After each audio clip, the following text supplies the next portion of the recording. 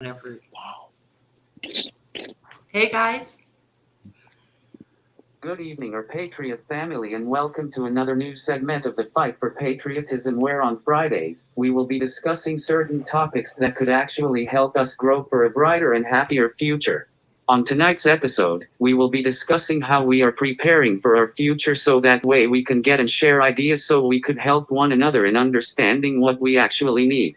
I'm your producer, host, and brother ▲ and with me is your brother and another one of my right until I die ghetto and your lovely milkmaid in Virginia. I'll start by saying a prayer, play my introduction, and I'll check on how everybody's doing today. Dear Lord, thank you for letting us come together for another podcast and letting us make conversation so we can help our future brighter. Lord, we will keep sharing your light. I love you, my Lord. Amen. Amen, brother. Zach. Mm. I feel all special. I'm all ride or die. Yeah. We need you now. We need you now. One day, one day, one day, I hope you see the truth. This puppet show stays on because of you. We've been dancing with the devil way too long. I know it's fun, but get ready to pay your dues. Oh God, come back home. This crazy world is filled with liars and abusers. We need you now before we're too far gone. I hope one day they finally see the truth. God, we need you now.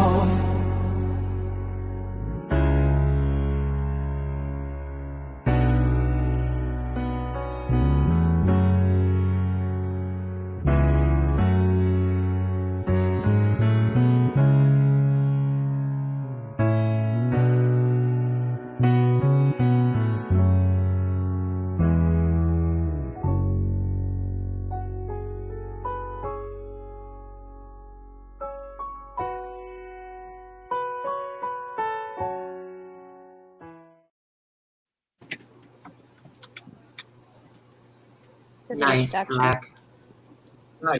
Today, Can you hit that again?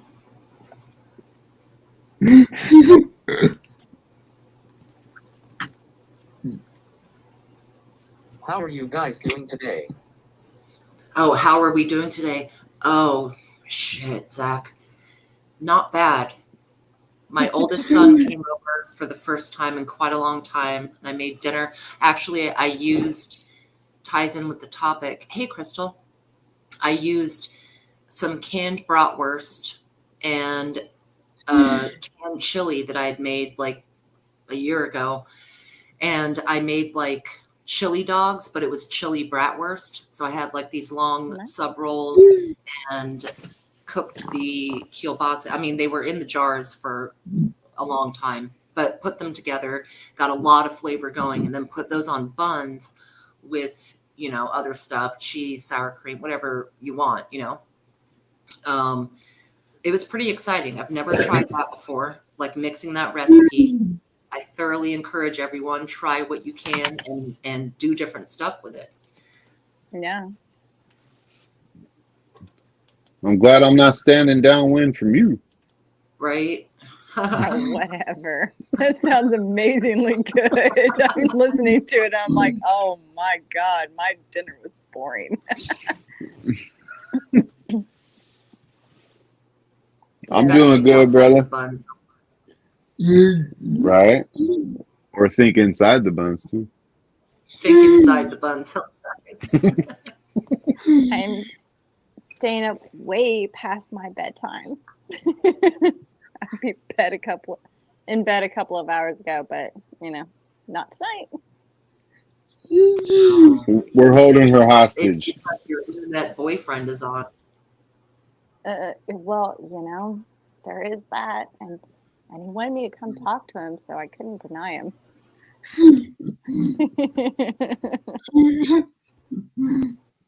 My day is great, man. It's always great. It's a hell of a lot better now that I'm with y'all fine people. Mm-hmm. Good. Good.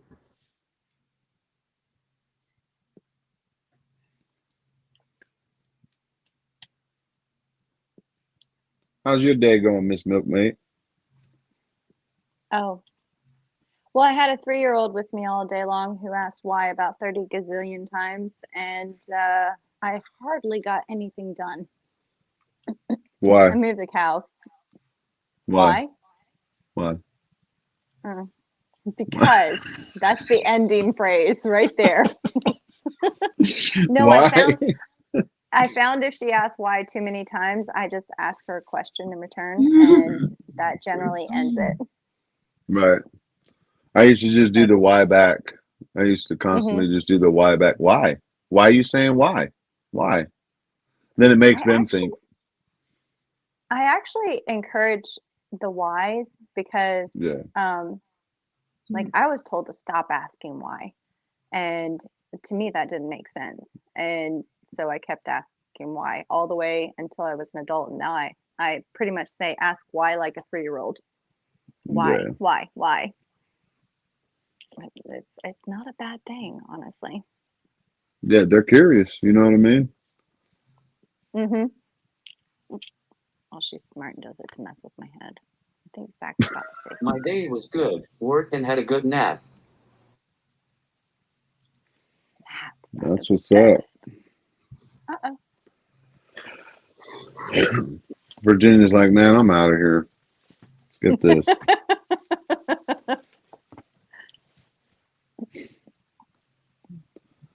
So how'd you want us to start it off and stuff, brother? Yeah, sorry, I don't know. Well, actually, we can. I mean, we can wait for Virginia. She's refreshing the browser, Yeah, I just or saw that. or she's cleaning her trousers. I'm not sure. I think she said refreshing browser. I don't know. Yeah, she said yeah, she's getting buffering, I guess. You gotta love the internet. Right. Just wait till we don't have one. That's what I'm talking about. Yeah. I mean, we can go on a side convo while we wait for Virginia.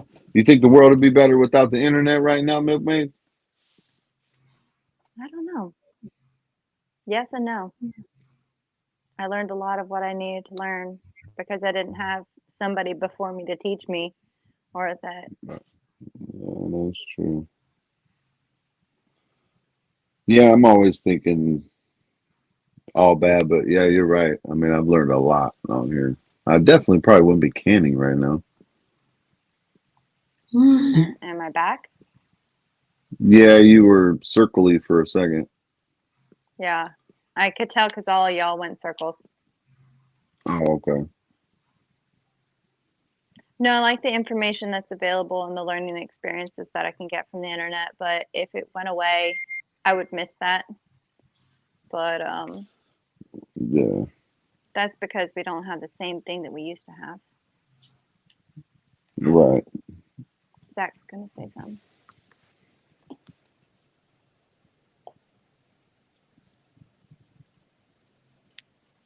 I think. Yeah. Yeah, I'm thinking that too, Yankee. I'm thinking that too. But it'll fix itself. Oh, sorry. Yankee said the world will go cray cray when it goes out, ghetto. Sorry, I forgot yeah. you're not looking at the chat. Okay, And then Zach's Tom, ready. man, he always talks so much, man.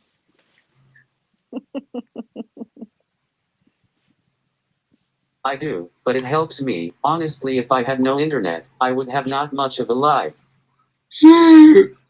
Yeah, no, I agree. I was gonna ask you the same question, man. Yeah, There's pros and cons. it's definitely a double-edged sword, brother, because I do see it from your point of view, from my little sister's point of view. You know, my sister was quite isolated. She's 32, has the same problems as you. More so, she's actually bedridden though. She's all bad, but the internet, it helps her get out, essentially. So an old milkmaid, she'd be all by herself out in the middle of nowhere with a bunch of cows right now if there wasn't no internet. I'd probably be happier. Right. My cows are great company. Right. Well, I wouldn't know. Cows are kind of creepy looking, but that's how I learned how to raise them and milk them. Yeah. And you got horses too? no, we have a rule: Really? if we can't eat you, we don't keep you, except for dogs and cats.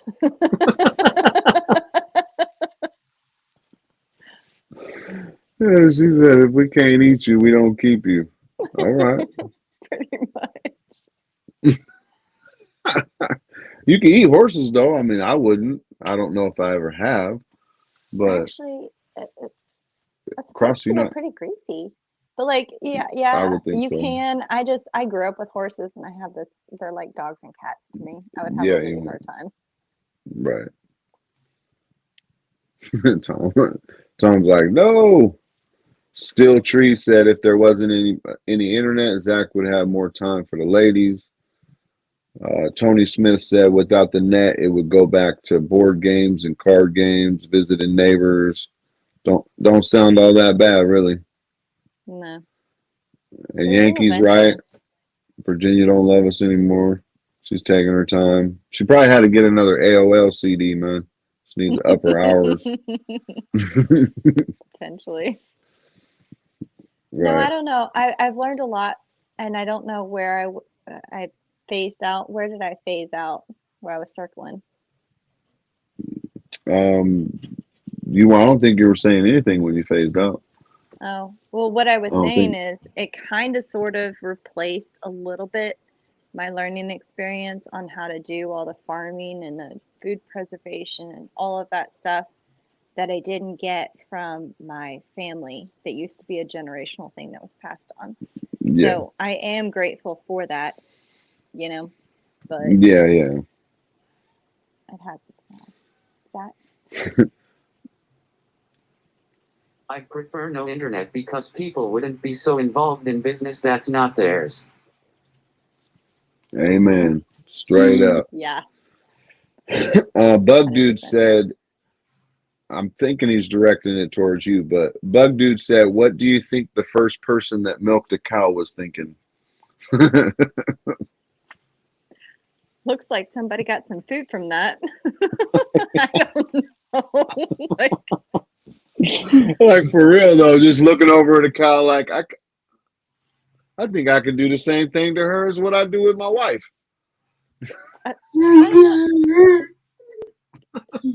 They probably realized milk was a thing. Like they weren't so shocked at the fact that babies got milk from boobs. So Yeah, exactly. they watched a calf and they're like, "Hey, that's a good idea. Look how much Right. milk there is." You know? Right. Yeah. I think Virginia's legit trolling us, yo. Just gonna say it. You're so full of it. This is her way of trolling. I'm worried about her internet issues. Yeah, mine's been cool. I mean, I'm a state away Good from her, point, but Tom. That makes me think of what's his face? Tim Allen. yeah. Heidi Ho, Yeah. neighbor. Yeah. Home Improvement was one of my favorite shows back in the day. Oh, me too. I had a crush on that one kid. What was his Jonathan Taylor Thomas. name? Yes, that one. The Yep. little short one. Yeah. He didn't age well. My wife was into the blonde one, Zachary Thomas or whatever his name is. Yeah, the oldest one. Yeah. The oldest Yeah. one. Yeah, He it was wasn't either half bad, but it was either the oldest one or the young or the middle one that everybody liked. All the girls liked. right. Right, Yankee? Yeah, maybe she's got a busy signal on her dial-up. Oh, that sucks. I can smell her coming. Just saying, I can smell. Well, I gotta say that one different. Yeah, you Wait a probably minute. should. There she is. Were you Now, how talking the about me? Yeah, he Zach was. was. No, Zach was. Zach was talking about you. That is so He's- disrespectful. He said you needed to get a new AOL CD and put it in your CD-ROM, and it was going to take a little bit of time. I hear you, Zach. I know what's up. Mhm. Why everybody always got to blame me? What's up, Tom? Always blaming the whack guy. Yeah, She fits. right. So we So what waited did for I you to. miss? We waited for you to start the conversation. We were just talking about what the world would be like with no internet, stuff like that. Well, Zach. so pre-1990. Yeah. Well, at least for us, yeah. But if the world would be better, and then Zach was like, hell no. And Milkmaid was like, hell no too, but I don't know. We were all on the same level pretty much. I mean, because there is like a whole lot that we learn, from the internet. It's a tool. You can use Yeah. it for good or Yeah. bad. Right. Zach. I do think a reset in society, not like the Great Reset, but where people are not so reliant on looking at their technology and, hey, what's up, Billy, Jerry? And for example, when my boys were in high school, they were like, well, yeah, I pretty much never read the books and the assignments and whatever, because if I want to know about the Titanic, I'll just go Google it. Right. So information is so easy to get now that I think a lot of people give up on the time it takes to invest into reading books and getting totally deep into a certain subject or whatever. And maybe that's what we're lacking in today's immediate gratification society. Everything is immediate, no investment and no accountability. Yeah. You know what I find interesting too is that with the internet, it's easily censored in some ways, but in other ways, it's less censored Yeah. than print books or verbal knowledge. And because you can have multiple, which can get confusing, I'm not going to lie, but you can have multiple viewpoints / opinions / oh, I can't remember the word, but variables of history there as well. You can be exposed to a lot more, a lot faster. Yeah. Back in the day, Good it and took bad. a lot longer to stumble on porn or fucking some hidden history in the Bible, or there's a ton of things I didn't know about till my mid to late 20s. There's a lot I still don't know. Just because, So much. well, Dang. before the internet, did we really have a rabbit hole, a quick, efficient rabbit hole? It took time to dig a rabbit hole. Just the little old ladies at the coffee shops. Like my wife was always talking about this lady that came into her work when she was a teenager. She worked for Elmer's, which is a pancake house around here in the Northwest. I don't know if it's countrywide, but anyways, she would always have this lady come in every day, and she would constantly talk about the chemtrails. Mm-hmm. And, everybody on the staff was like, oh, man, here's that lady. You know what I mean? And then, so, I mean, they got the information somewhere. You know what I mean? Right. Whether it be Well, from it was books or experience the and library. Yeah, well, yeah, there's that too. Yeah, That was a exactly. friend of mine's mom. She was talking about AIDS, chemtrails, all this stuff, and I thought that woman was crazy as all get out. Mm-hmm. But Right. actually, she was also really quite brilliant. She just managed to go really off the deep end at some point. She Right. actually Yeah. drove herself crazy, which was sad, honestly. Zealousness. Very, very. It's kind of sad. Good evening, Miss Terry Christ. Yankee said, "Nice hat, Milky." Thank you. Oh, he likes the message, huh? That Oh, was a is it gift. I don't even know who- 45? 46. 40, Might as well. 46. You see? Oh, okay. Yeah, I seen it now. It was a Yeah. gift. It was sweet. I think Right. it's a valid point to look at the past to prepare for the future. You know, Yes. we talk about with canning as well. A lot of us didn't learn from our mothers, but from our grandmothers and our great Right. grandmothers. And there kind of has been a gap for a few decades of these Mm-hmm. old school, tried and true, whatever you want to call it, ways of doing things. You ready, Zach? And I'm understanding the bad, because people are glued to their devices, so there's not much physical connection, and plus the dark web. But here's what I think it's good. It's because we actually can learn more. Right? Yeah, but they Yeah. can also, It's the way connection. yeah, and they can also give us what they want us to learn too. You know what I mean? So I mean, it's legit a double-edged sword. Yeah, there's Um, filtration there. yeah. Zach, did you already have something typed up on the question you were going to ask all of us or whatever, or is it just in the title? I mean, it's your show. We don't want to kind of roll on our own here with the. But if you have Yeah. a certain question that you want to ask that we can take turns answering or whatnot, we can all jump into that. Billy said, I learned to can from Virginia, but she's basically a grandmother. Don't put that on me, sir. Not today. Not today. No, Ricky Bobby.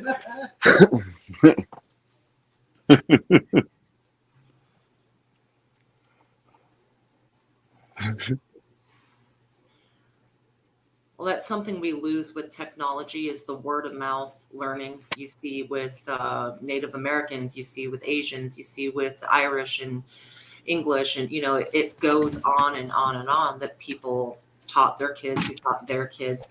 It's only just recently that we were completely clouded. The irony is the speed at which we can access knowledge, but that's what actually slows you down. Yeah. Exactly. Oh yeah. You only What do will it at cripple the us. second you need it. It will cripple us in the long run, which is Mhm. kind of It will. where I wanna go It already with does.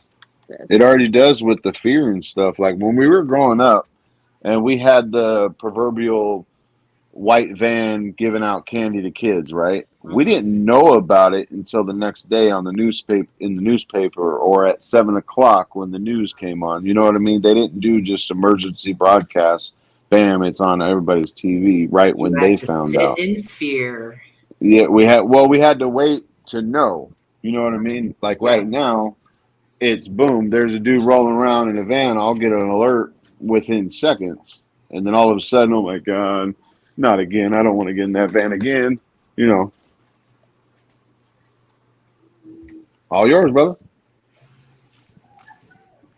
Do you have a bright outlook for the future? If not, what would you do for helping the future improve? Ooh, Good question.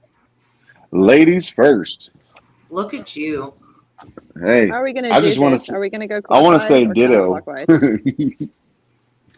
Counterclockwise, Virginia, and then up and around. That way, the guys go last. Right as you said that, Stuart popped up. Answer to the topic: eliminating debt, preserving wealth, and raising my family best we can. I said this yesterday elsewhere. I think one of the most important things you can do to prepare for the future is to stay out of debt. Don't overspend what you can reasonably afford for your lifestyle, because that you have more to lose, but you also are going to lose more. Just the amount of money, if you think about it, that people throw away to either interest or negligence in just shopping a sale. So stay out of debt first and foremost.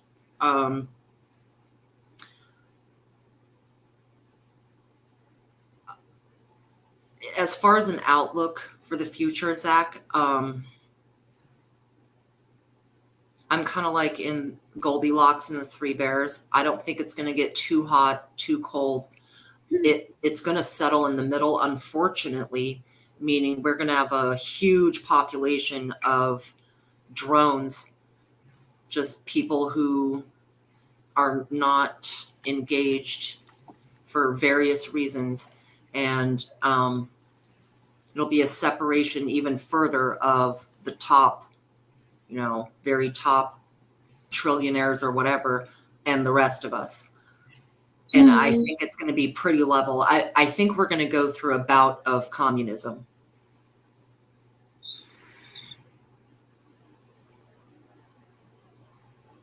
Hey, Bella.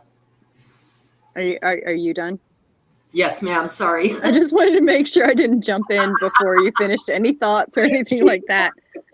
I'll figure it out. That's what she said. Hey, Terry. Right. Now I'm done. All right. So I don't know if people kind of have figured this out about me or not, but I tend to be, well, optimistic in some ways and pessimistic in others. Like Virginia was saying, there's going to be a separation. And the way that I look at the future is it depends on what we do personally, each and every one of us.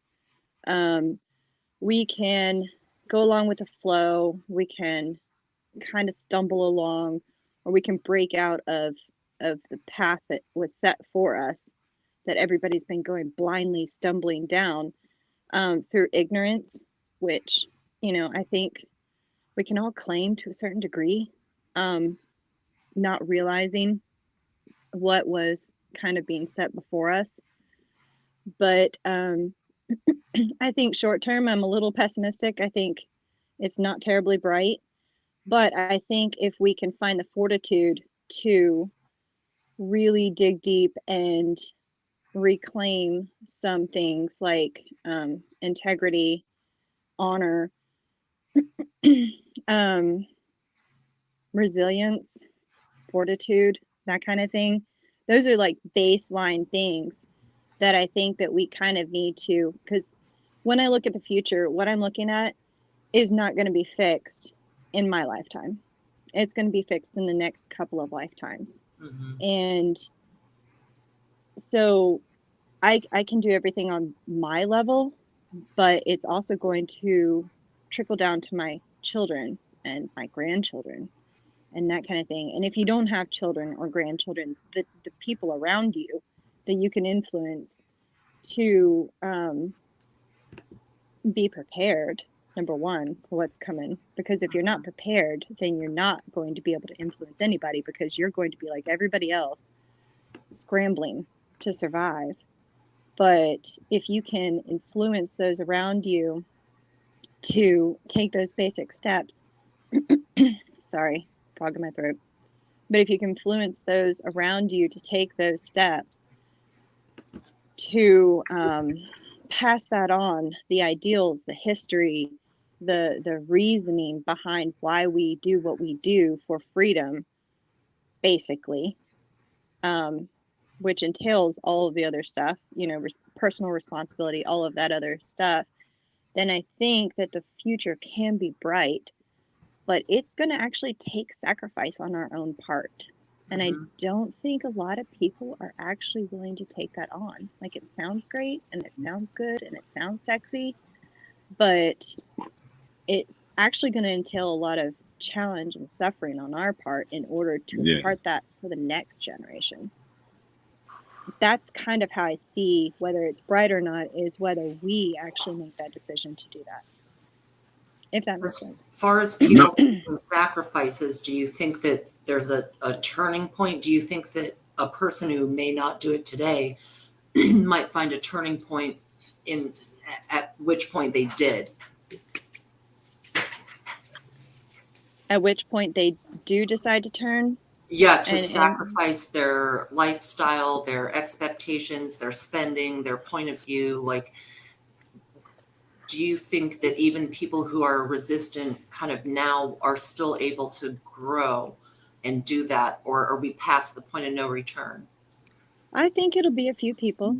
I think a lot of people, unfortunately, we've grown up in such for the last couple of generations of opulence. Like, we really do have this victim mentality that we take on. And a lot of times we refuse to see beyond that and say, screw that. I'm going to take responsibility here. I'm going to let the chips fall. Like, the way I look at my personal life is that I'm probably halfway through, probably more than halfway through my life. I've had my life. What I have left needs to be given to fighting for what I believe in. I was asleep for a lot of that. And I could remain asleep and comfortable, maybe. I don't think it'll be comfortable. But if I don't actually put in the work, then my life has pretty much been just useless. I need to put that into the future. Like a legacy without having to say it's a legacy.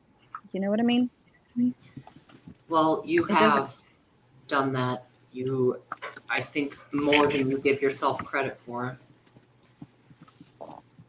With your own family, with your own friends, don't underestimate the light that you spread to others, and getting some to think. And maybe it doesn't always make actionable change, but plant the seed. You know what I'm saying? I think everybody, you say that, and I doubt it, because I'm me, but I think everybody has that potential. Like, everybody could be bigger than what they are right now if they're willing to sacrifice.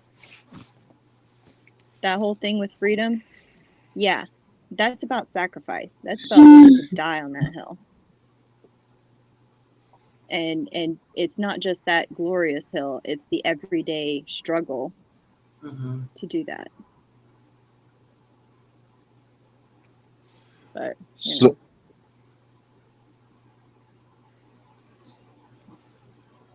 I'm wondering if we actually know. I'm just you're good. I'm wondering if we actually know what true freedom is. I mean, we always call ourselves American. I mean, we're Americans, we're spoiled, blah blah blah. We have more than what, the next country has. I get that. But just because we have more than what the next country has doesn't mean we actually have true freedom. I think that was actually taken from us a long time ago. I think within our own realities, and you gotta forgive me, Zach, but I actually forgot the original question. And I don't even smoke.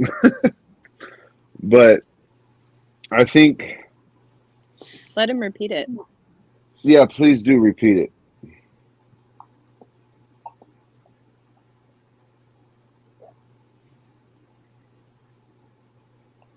Oh, he didn't have it already set up. My bad. Bright outlook for the future? If not, what would you do for helping the future improve? Well, I do have a bright outlook for the future. That comes along with my faith.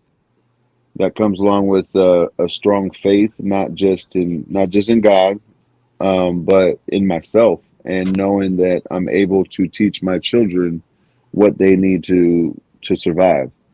So regardless of what the future has to offer, as long as I'm giving my kids everything that they deserve, then it's out of my hands. I mean, we're gonna have to struggle. We're gonna have to, regardless, even if absolutely nothing happens, we're born struggling. We're struggling to get out of the womb, and we struggle until we die.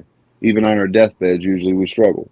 But it all depends on what we leave.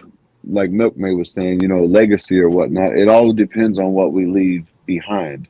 Like, once I became a parent, that's legit why I'm here. I mean, that's why I'm in the life that I am in, is because I had children. And what a lot of parents need to never forget is that once you have children, you become their memory. That's it. It's not that your life is over, but you become one long memory for your children. Just like how we remember our parents, you know what I mean? We don't see them me personally, I don't see them as people. I see them as my memories of times I spent with them or whatever it was.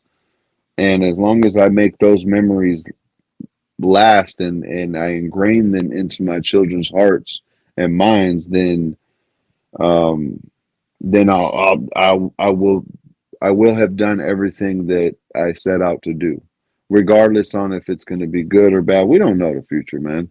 I know my reality right now. My reality right now is absolutely great, and I think if we all really just looked at our own reality right now and actually see that, you because I think we forget that. I think we forget the fact that, um, I think we forget our blessings, if that makes Mhm. sense. Like we always focus on the sky's falling or crap, I gotta pay rent or I gotta pay this or fuck, I gotta do this or whatever. But the fact that, like today, I did all my yard work, right? And I got a good sized little property here. It takes quite a bit. But the whole time that I'm doing it, I'm like, man, I'm so freaking thankful I could mow my yard. You know what I mean? Like I've lived in plenty of places where I ain't have nothing but concrete as my yard. You know what I Mhm. mean? It's just it's the little things that we really have to take every day. And I don't think our future would be that bad. I really don't. Depending on how far into the future you go, and that's why I do ingrain things into my children's hearts and minds, because I personally think it will be them when they are our age that they will be going into that proverbial train car. I think we're sitting at the train station ready to jump in it, Mhm. and we need to give our children warnings, not out of fear, but more out of preparedness. You know what I mean? But And I it think it's, oh, sorry. no, please go, please. I think it's not just the children, it's the people that are around us. Like, I feel that so many feel this urge to do something, but they don't know what. Mhm. And um, when it comes to that, like, you're going to have the people who are the defenders, who are the fighters, who are the ones that are actually going to lay down their lives to protect those who are going to carry this on, whether it's children, whether it's people who stand behind the lines in support or whatever else. But those people who are behind the lines, either we need to impart why we're fighting so hard to protect them, so that when those people who do bleed to refresh the tree of liberty, or however you say that, it's not just the tyrants that feed that tree. It's the people who will die for what they believe in. Those that come afterwards, those people need to be brave enough to carry on and Right. to impart that knowledge and to, well, yeah, carry on and not make the same mistakes, not be weak, not be bending the knee just for convenience sake, like we've seen for generations. And this happens across history, but can't we do better? You know, Yeah, that bothers me, that those that care the most will be the ones that fall the fastest Well, I think you to hit the save nail on that. the head as far as having the courage to share the knowledge and share the wisdom, you And know. sacrifice in small ways. It doesn't have to be your life, Mhm. you know. It can be that you just sacrifice your convenience, you sacrifice your opulence, whatever is nice to you at that time, right now. Sacrifice it if you really freaking care, you know. Teach, learn, spread it, that kind of thing. yeah. Good evening, Miss Minnie Mouse. Um, I don't know, man. It's been a slow burn. It's been a slow burn since we was given media. You know what I mean? Were you trying to say something, brother? Go ahead. Like I do see a bright future. We are together so we can learn how to build up and become better. I know that we are going to have hard patches that we will need to fight for, but everything we do right now has an imprint on this earth. We need to understand that no matter what happens, yes, there's bad in parts of life, but life is work and we need to work towards the better parts of life. We need to help better life for future generations, no matter what we need to do, because leaving your footprint will matter, and that's why I'm so positive. Yeah. So, and you know, even if you leave a small footprint, the butterfly effect, the ripple from that Hmm. could be Yeah, beyond totally. your wildest dreams, you know? Yeah. I've always thought that Yeah. too. I want to leave a big enough footprint to where my kids can walk in them at this, like when the times get hard, right? So it's like that saying that's footprints from God. I'm sure everybody's probably read Yeah, that poem. you carry them. Exactly. So when they need to be carried, just in the mental aspect of whatever's to come, and I'm gone, you know what I mean? When they need to be carried, they could walk through my footprints, but we have to prepare them. And it doesn't even have to be our own kids, as long as we're leaving something on the internet or anywhere to be able to teach.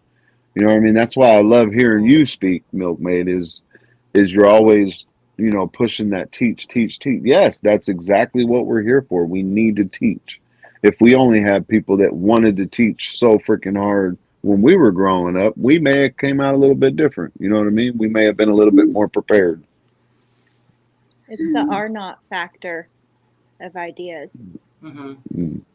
Like the R naught is like the spreadability of a virus or a bacteria or something like that. Mhm. Like one person affects 2 or 3 or 10, that Yeah. kind of thing.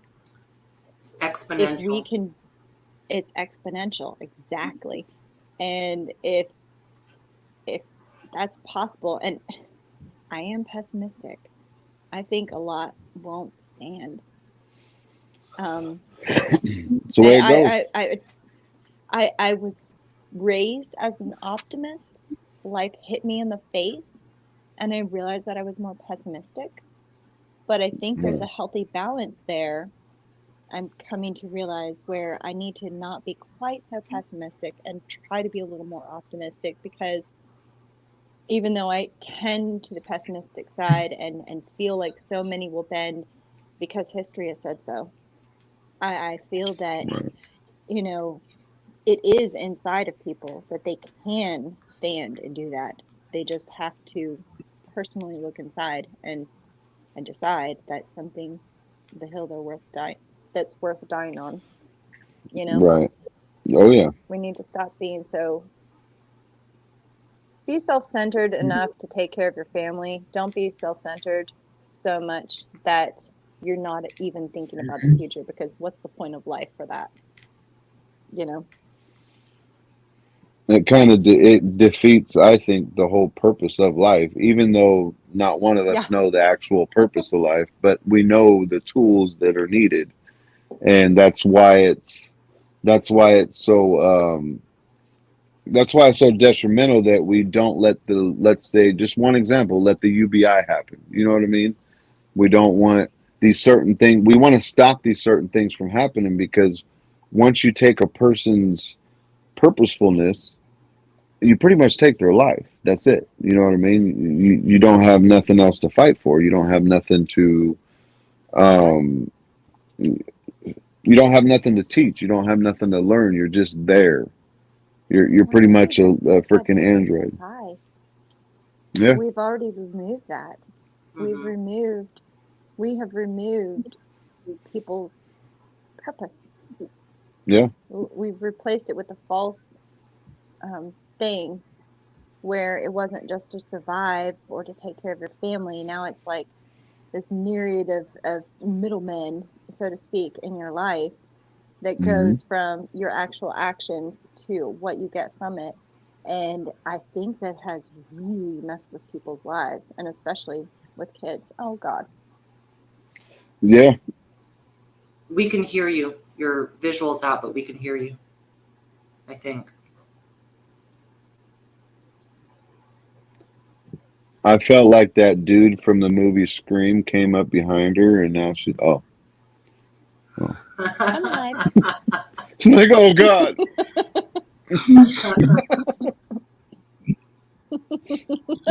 Zach's like, what the hell, ghetto? Yeah, Stuart, it is the laws of the corrupt. And that's kind of what trips me up about this is, as far as the point of no return, there are some things coming down the line that I don't think we can reasonably stop. I really don't. You know, there are other things, if you start grassroots, local level, perhaps in your counties, communities, states, and maybe even regions. But the federal government is doing shit that overreaches all of the state constitutions and the Constitution. And there's a funneling happening that it's a death by 1,000 cuts situation. Yeah. I think it will crash one way or another.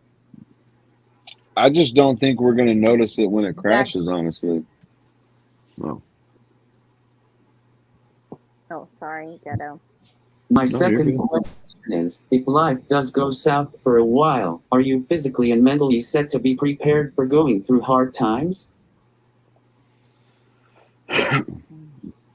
Are you?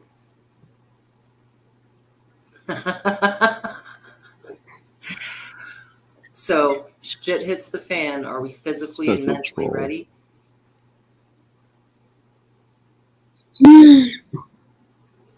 Virginia, you get to go first. Right? You freaking Wanna troll. switch places? The short answer is no and no. Next. That would be it honestly would. I mean, Virginia is right, and I don't mean to go past my turn, Milkmaid, but Go for it. honestly, Virginia's right, because no matter what situation, even a man that's, you know, served 20 tours in the military and been to war 20 times or whatever, they'll tell you it's tunnel vision once it happens. You know what I mean? You can't say that it's you're ready for this or you're ready for that, because it's all situational. But in the grand scheme of things, I don't think any of us would be ready. If all of a sudden, like right now, boom, lights out, no internet, an asteroid hit, a huge earthquake, whatever situation you want to use, I don't think any of us, even some guy that has a bunker with 10 years of food and all the artillery in the world and all the good water or whatever, you're still not ready. You're going to be lacking one of them, I think, anyways.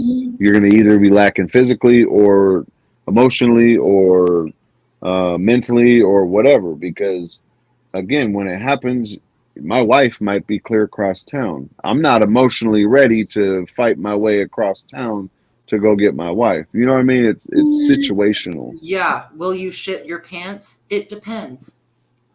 Was I on the toilet when it happened? You know what I mean? Like legit, straight up legit. Yeah, I think if anybody thinks that they're ready, they're not. Right. Because I look at all the stuff I've done over the last couple of years. I guess I could say I've legitimately started doing this like a decade ago, even though the mindset was kind of there beforehand. And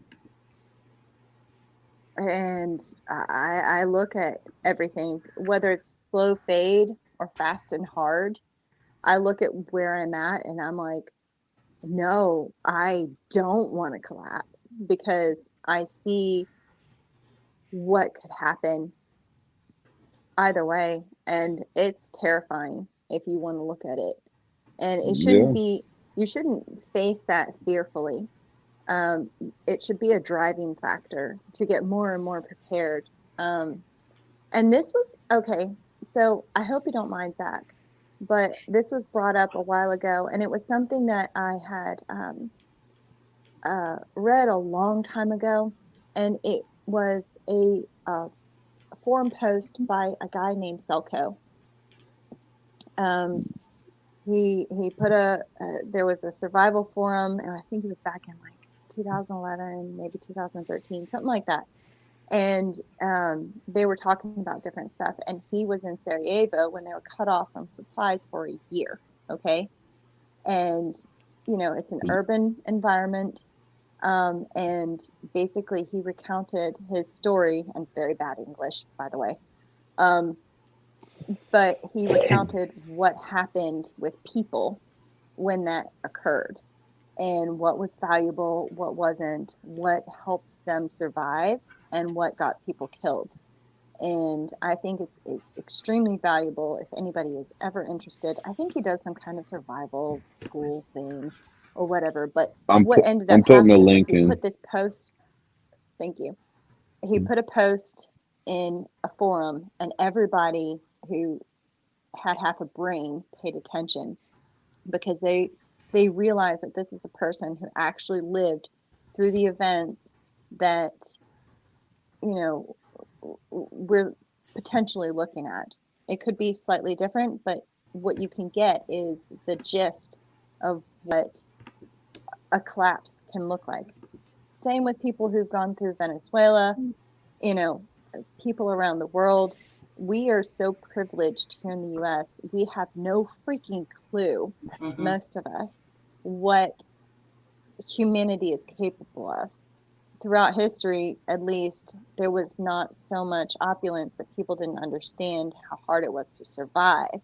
But now, where we are in the US and most of the developed nations around the world don't understand is how freaking hard it can be. So when you look at something like that happening, nobody is prepared for that, because we have completely gotten lulled into a sense of complacency, where we have no idea what it takes to survive or to have any kind of self-sufficiency, that kind of thing. Even if you look at the Great Depression, back then, we nearly wiped out wildlife, and our population was way, way lower.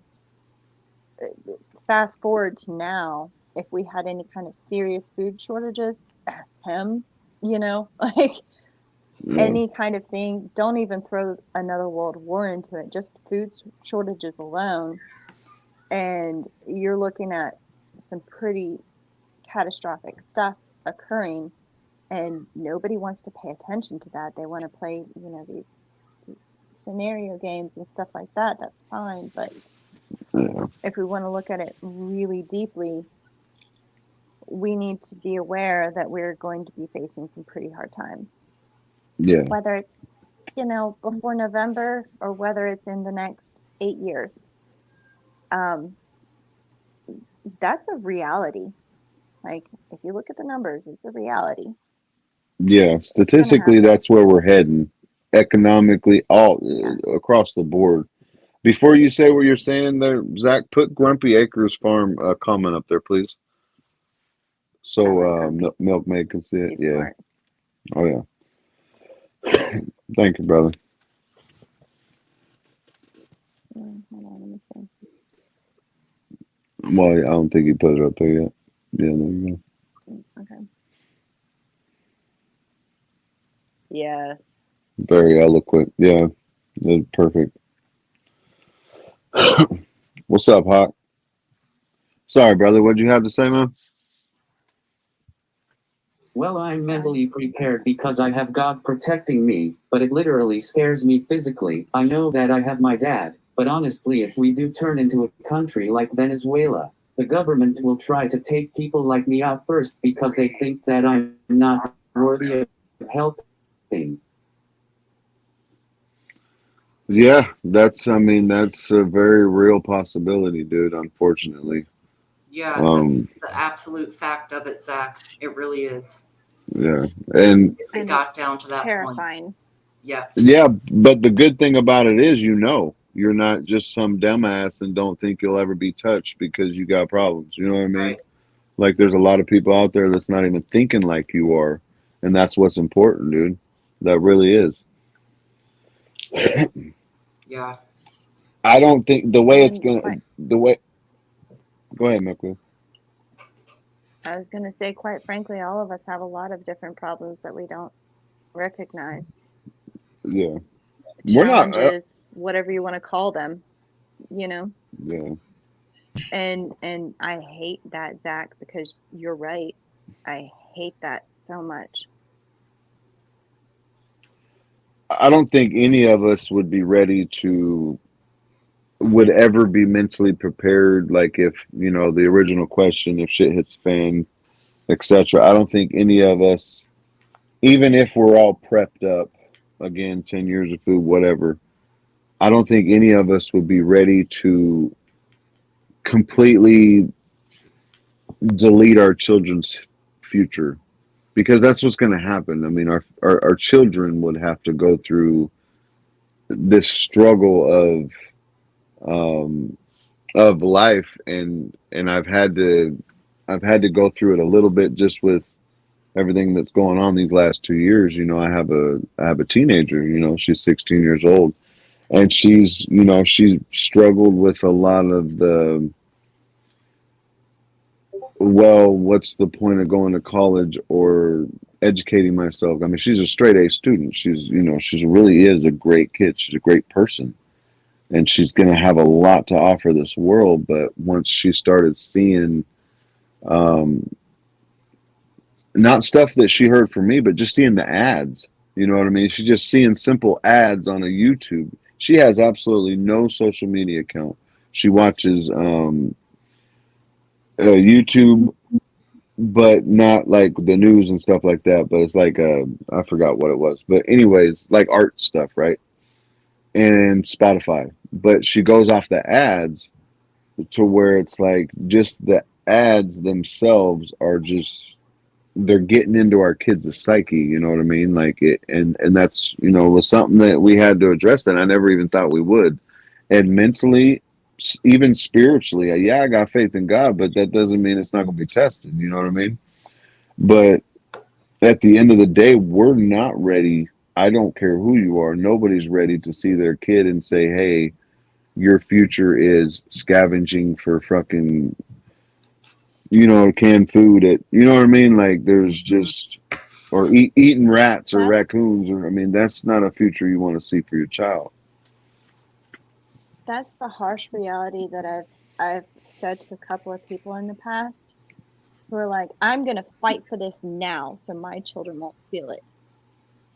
And it's not a popular thing for me to say, but I want to shake somebody and say, I'm sorry, but that's not reality. Like, you can fight, you can die, you can bleed on the ground, but what they're going to have to do is going to be just as hard, if not harder.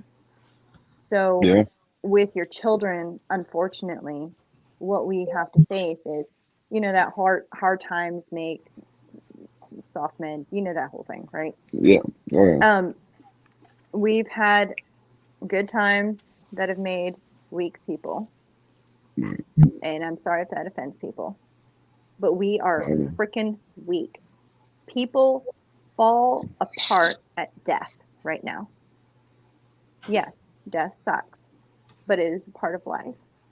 And unfortunately, we have not graced our children with the reality of what life entails in its full entirety. And we have done them a disservice in not showing them that hardship is a part of life. We would love to say that it's all going to be rainbows and butterflies and Cinderella and birds singing in the air and all that fun stuff. But unfortunately, that is not what life entails, not real life. It's not what nature does. And I'm not a super hippie, crunchy, whatever that some people would maybe paint me as, but like, that is a part of life. And if we shelter them too greatly, we are doing them a disservice because they won't be able to handle when the hammer drops. and it will drop at some Right. point, whether it's now, whether it's when they're 30, all that stuff. I was sheltered as a child. I was kept from a whole bunch of stuff. I bawled my eyes out when my kitten died, which is normal, whatever. Yeah. But I was sheltered from that. So when I had to hit real life, that was hard. So I feel like with these next generations and with the people around us, like we really actually need to wake up and understand that, this is reality. This is what we're going to be facing. This is what we need to train our kids to be able to handle, so that when that happens, that they'll be able to cope with it and they won't fall apart and wither away. Like, that's important. And it's uncomfortable truth, I think. Sorry, Zach. You're I right, agree, bro. Brother Tom. That's why I'm fighting so hard so I can actually make a difference in this life. Our voices matter, no matter what unique ability we have. Could you please hit that again, Zach? I agree, Brother Tom. That's why I'm fighting so hard so I can actually make a difference in this life. Our voices matter, no matter what unique ability we have. Mm-hmm. Amen, brother. Okay, talk about your so going unique off of what ability. Tom said, every damn illegal alien, but people like Zach will be a drain. Okay, I hear you. Thanks, Zach. What were you saying, Milkmaid? Well, Zach talks about his unique gift, and he's right. But what I find is his actual unique gift is not necessarily his quote-unquote disability, but the heart that he brings to the table.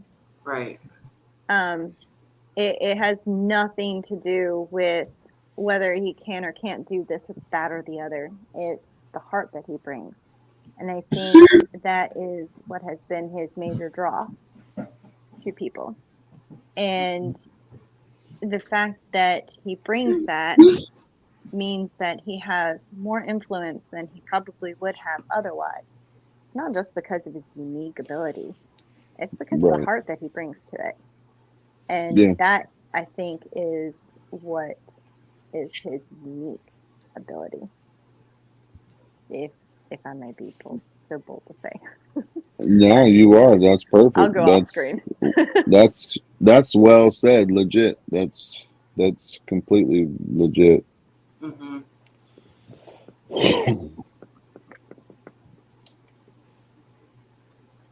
Yeah. Zach, I think about it a lot. Like, what could we do to prepare you for, let's say, there was no one there to help you for a month or two or whatever. Something happened. Who knows what? I'm not going to cause a reason to knock on wood, right? But some reasonable shit we can do for you, for your future also. Just ideas,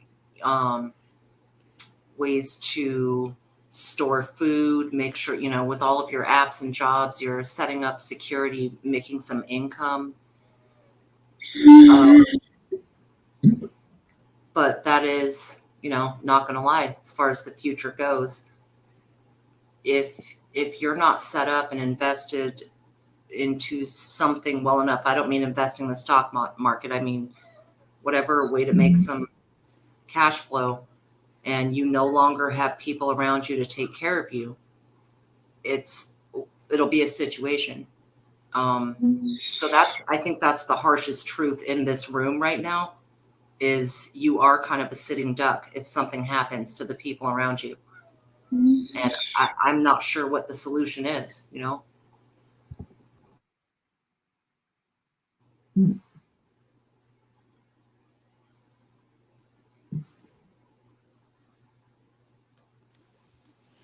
You get you some rocket launchers and grenades and shit, dude. Yeah. I just feel like a whole lot of weapons and stuff. Can we add some streamers? I think that would be cool. Oops. And that is what scares me, Virginia. Okay. very honest, Zach. And honestly, as far as this community goes and how we talk to each other and help each other, in my opinion, that's one of the elephants in the room is your well-being. All of us are here. We see you. We love you. We talk to you. We have all these ideas and whatever. But if something happened and no one could get to you, is there a network that can be built that way? And perhaps that could be a goal for your future so that you're mentally more relaxed about having some sort of a combo of a mag and a networked group. If you had to be picked up, transported, you know what I mean? Build that network around you. Start, of course, close to you and then build it out. This person's an hour from this person, an hour from this person, an hour from this.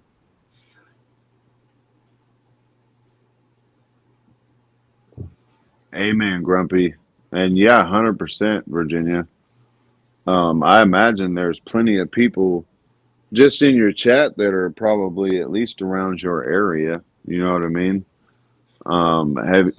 Have you talked to your family? Or is it just you and your dad? I mean, I know it's just you and your dad right here, but I'm sure you got family members and stuff like that. Do some kind of prepared, you know what I mean? Do some kind of, set something up with family members and stuff like that, dude. I'd say just bully everybody. Right. Just say, hey, wake the hell up. Like, we got to get prepared. Right. We need this. We need that. We need to focus on this for our existence. As much. Which sounds really bullyish, but I'm starting to really get a little more bullyish when it comes to that because I feel time is short. Right. And I feel like I'm at a delay now. Whoops. No, it's me trying to interrupt you, and I'm sorry. Yeah, it's actually me. I'm being an asshole. Sorry. I've learned I can look at somebody's icon, and if they're blinking, and then I hear the sound later on, then I'm actually behind. Zach, do you mind if I pop off and come back in? Yeah, go ahead.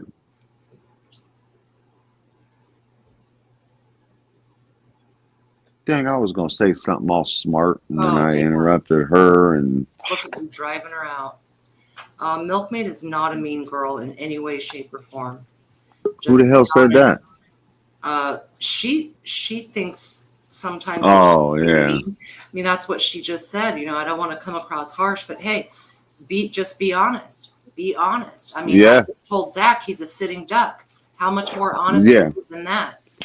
Yeah, very much so. We can start mapping out fucking mile by mile a way to get out of there if he needed to. Yeah, and to go off of what Milkmaid said, and we can actually see your picture now, Milkmaid. Connection must be a little bit better. As much as I agree with Milkmaid in your particular situation, though, I would talk to your family member about weather, blizzard, something like that. Like, hey, I'm not comfortable knowing that if a big old blizzard or some natural disaster came in, I'd be a sitting duck right here. Is there something that we can do to plan for me to get the hell out of here? You know what I mean? If it's people that doesn't look at the big picture and going on in the world, it'll be easier for their minds to accept that one. You know what I mean? Yeah, good point. Yeah, and I see you, Grumpy. Be nice. An evacuation plan. Exactly. Yeah, because dude, you need one. I mean, honestly, I think we all should have one just in the cut. You know what I mean? Yeah. I mean, me and Virginia, we're sitting ducks right now, and probably Milkmaid too. Now that the Madrid fault's going all wonky. Yeah. But I mean, if we have an earthquake and the freaking roof falls and my legs are completely fucked, you know what I mean? Like, am I gonna have somebody that's gonna know to check on me? Susceptible to natural disasters one way or another. So I agree with Ghetto. That's a good way to communicate with people as far as an emergency plan and grid it out on, because God forbid you can't get a hold of the one or two people you live with or that you're super close to, let's say the phones go out or whatever, you know, just some kind of plan where there's something and there is a grid set up where you go. Right.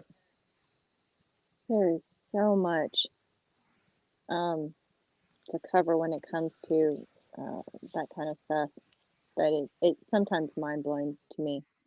Like I went down a road where I focused on certain areas, but yeah, when it comes to your surrounding area and your family and all of that stuff, starting out gently will help. But yeah, pretty much. Sorry, I don't have much to add to that. My mind goes all kinds of ways. Yeah, Zach. Like I do have family close and then a big brother within 2 hours away. Oh shoot, I missed it. Could you play it once more? Like I do have family close and then a big brother within 2 hours away. Okay, good.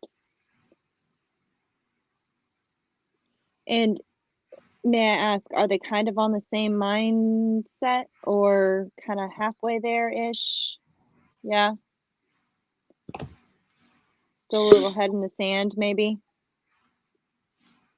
Yeah, I have family members like that as well. That's hard. Like they're starting to wake up, but it's not fast enough. I think the speed that we woke up in, well, I don't know about myself, but on a grander, big, you know, the elite politicians, whatever, that scale, I think we all, you know, woke up way too late, honestly. SHTF type of stuff, like, because it's crazy. Mine's backwards. Like when you were explaining earlier, Milkmaid, when you were talking about, you know, you were sheltered or whatever, you know, growing up from certain things or whatever. It was like mine was like completely opposite. Yeah, it was like SHTF since I came out the womb.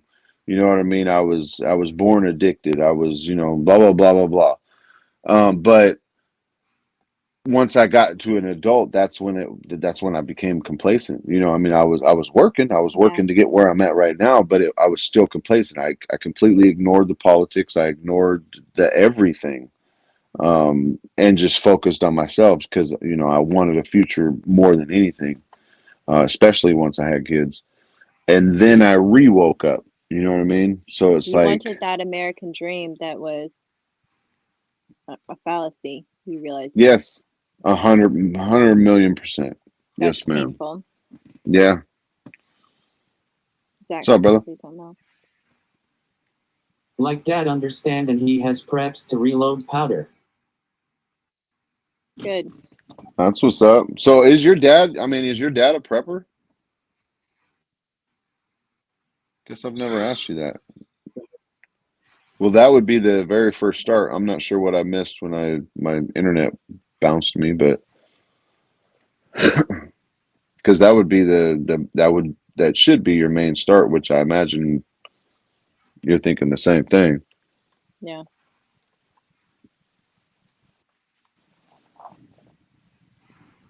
I have a thought after that. What was that though? Well, we can also speak while he's typing, depending on how long his message is. Oh, there he goes.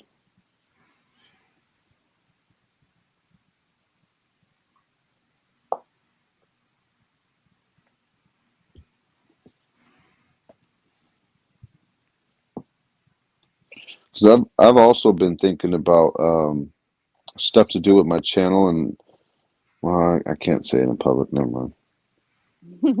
People are assholes. I will say while he's typing, the biggest thing that I could tell everybody right now, the thing that I think bigger than, you know, self-defense, that kind of thing, which I'm not gonna lie, guys are really crazy about that. And I get why. It's sexy and it's fun and all that stuff. But the biggest thing that you can do right now is get some freaking food. Stock that stuff as high and as wide as you can, because if you don't, you're screwed. I'm just going to throw it out there. Like, you need to do that. That is non-negotiable. You know, you're going to need it no matter what. You can live without power. You can almost even live without housing for the most part, but you can't live without food, and you can't live without water.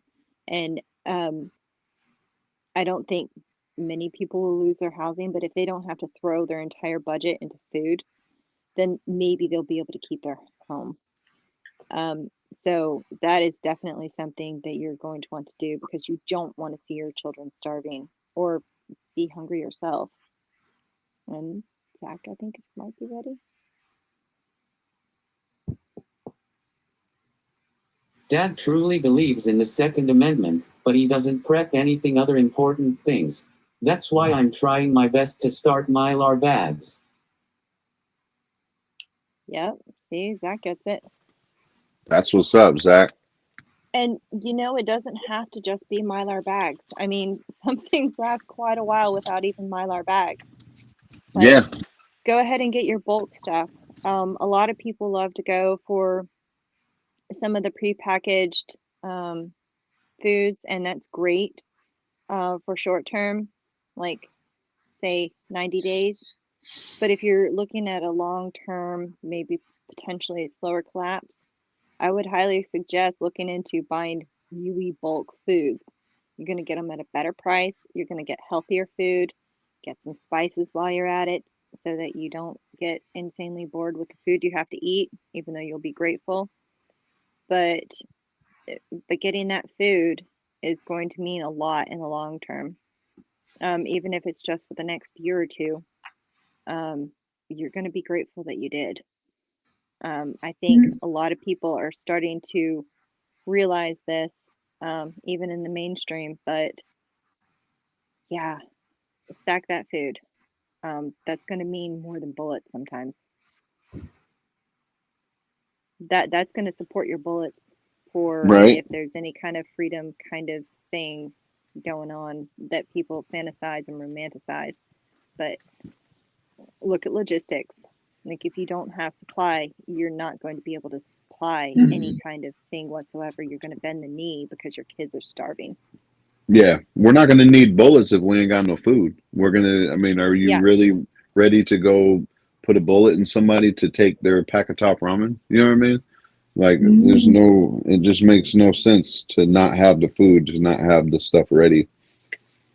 Hey, Angry What's up, Conservative actually had a really good question. Yeah, I was asking him to clarify it a little more in the chat. Yeah, do you think we have been just worrying about us, and this is why we're in this situation? What do you mean? Like, us as far as each person just worries about themselves, or us as far as we just worry about our country, or, you know, what? I don't know. I was just thinking that. But Well, how I took it was like generationally, our parents, well, maybe not mine, but our parents and grandparents, stuff like that, they worried about themselves. They weren't paying attention to the politics. They weren't paying attention to the system being built around them. They were being selfish, which, I mean, it's not a bad thing. I mean, we got to take care of ourselves. But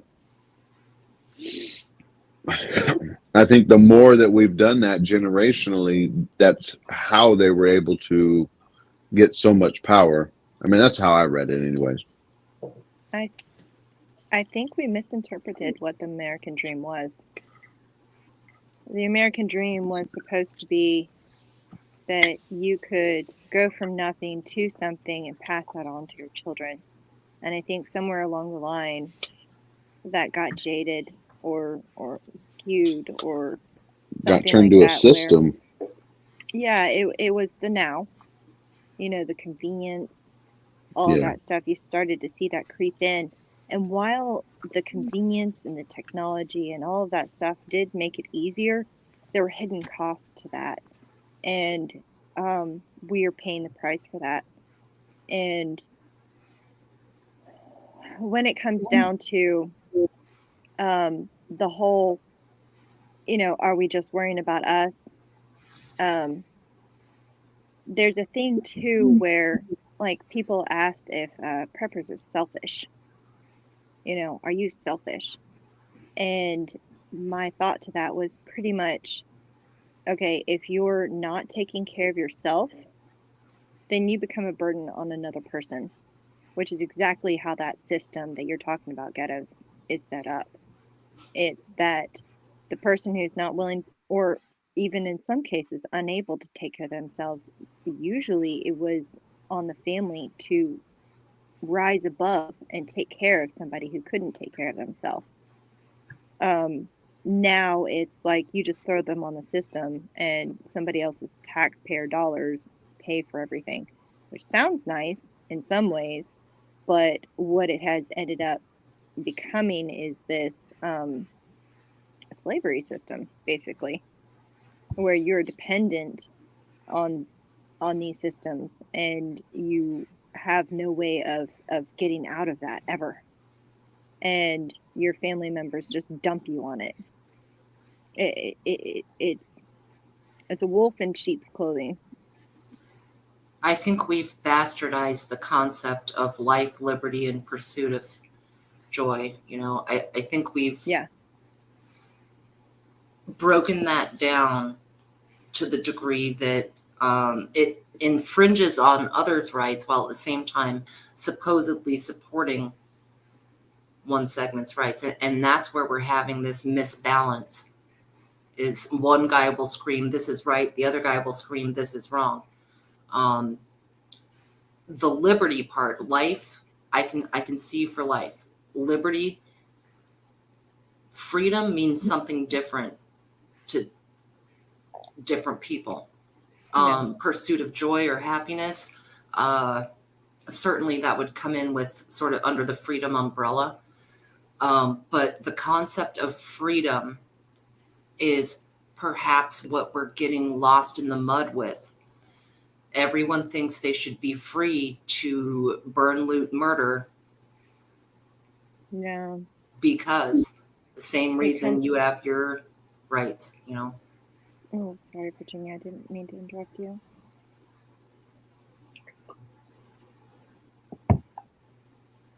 Indy, honestly, I like what you thought. We need to help one another no matter what situation we are dealt with.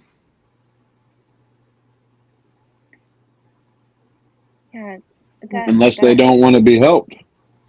And that means if they're not paying attention, do we really want to help them? Okay, so what Zach is replying to is from Indy. In case anyone can't see chat, it says, I'm a little torn because the Bible says to prepare. It also says to treat others the way you want to be treated and to sell everything you have to give to the poor. So what do you think, Zach? And could you repeat your thing, Zach, please? Indy, honestly, I like what you thought. We need to help one another no matter what situation we are dealt with. But how is that different than communism? Thank you, Virginia. It sounded more eloquent coming from your voice. Well, sell everything. Now, I get it in the charitable sense. Faith, hope, and charity. But turn your mic all the way up, Milkmaid. Sorry. No, you're good. Yeah, I think that's kind of why we talk over you some of the time. Yeah, see, and then Grumpy has a thing. Here's the thing with the Bible that has I love, and also it bothers me because you have a lot of contradicting things. Mm-hmm. And oftentimes the problem is that when people quote things, many times it's out of context, or it's in a context that doesn't apply to the context of the opposing verse. Mm-hmm. And I am no biblical scholar. All I know is what I grew up with. So I don't, and I question things quite frequently because I do believe in thinking. Whether you believe in God or not, if there's a God, he gave you a freaking brain. And yeah, Indy, you're right, a forced redistribution. But it's pushed in the way of we all will contribute and we'll do this. The problem is that Right. you see that man is, whether you are Christian or not, my personal opinion is that man is very self-centered and more apt to do bad than good. He has to learn to do good. And when you have systems forced upon other people, what ends up happening is that those who crave power and that kind of thing, they will take it because everybody else is just wanting to be all lovey-dovey and that kind of thing. I do believe in helping others, but I also don't believe in just handing out and then those who will take advantage of it never facing any consequences for their actions or lack of action too. I think that natural consequences are a good thing. Well, regarding giving of free will or not, a lot of folks do this as an insurance policy. We all freely, willfully pay our car insurance, but we all know deep down it's just a fucking racket that gets you for thousands of years of your entire life. That's right? why I don't pay it. Well, that's kind of what I'm saying about the thought process. Let me get back. I'm trying to Colas. Actually, Indy, Christian giving is giving of free will. If you're brainwashed, is it free will to give up 10% of everything you own? Nope. If you're Forced. brainwashed, Yeah. well, yeah. Your I mean, salvation depends on it. Is that free will? If you I've really never believe your understood how people. salvation depends on it? Well, and that's the thing is that people. Oh, never mind. I'm not going to get into biblical Yeah, I think we discussions should because, quite steer. frankly, Yeah, Sharp right, sharp right.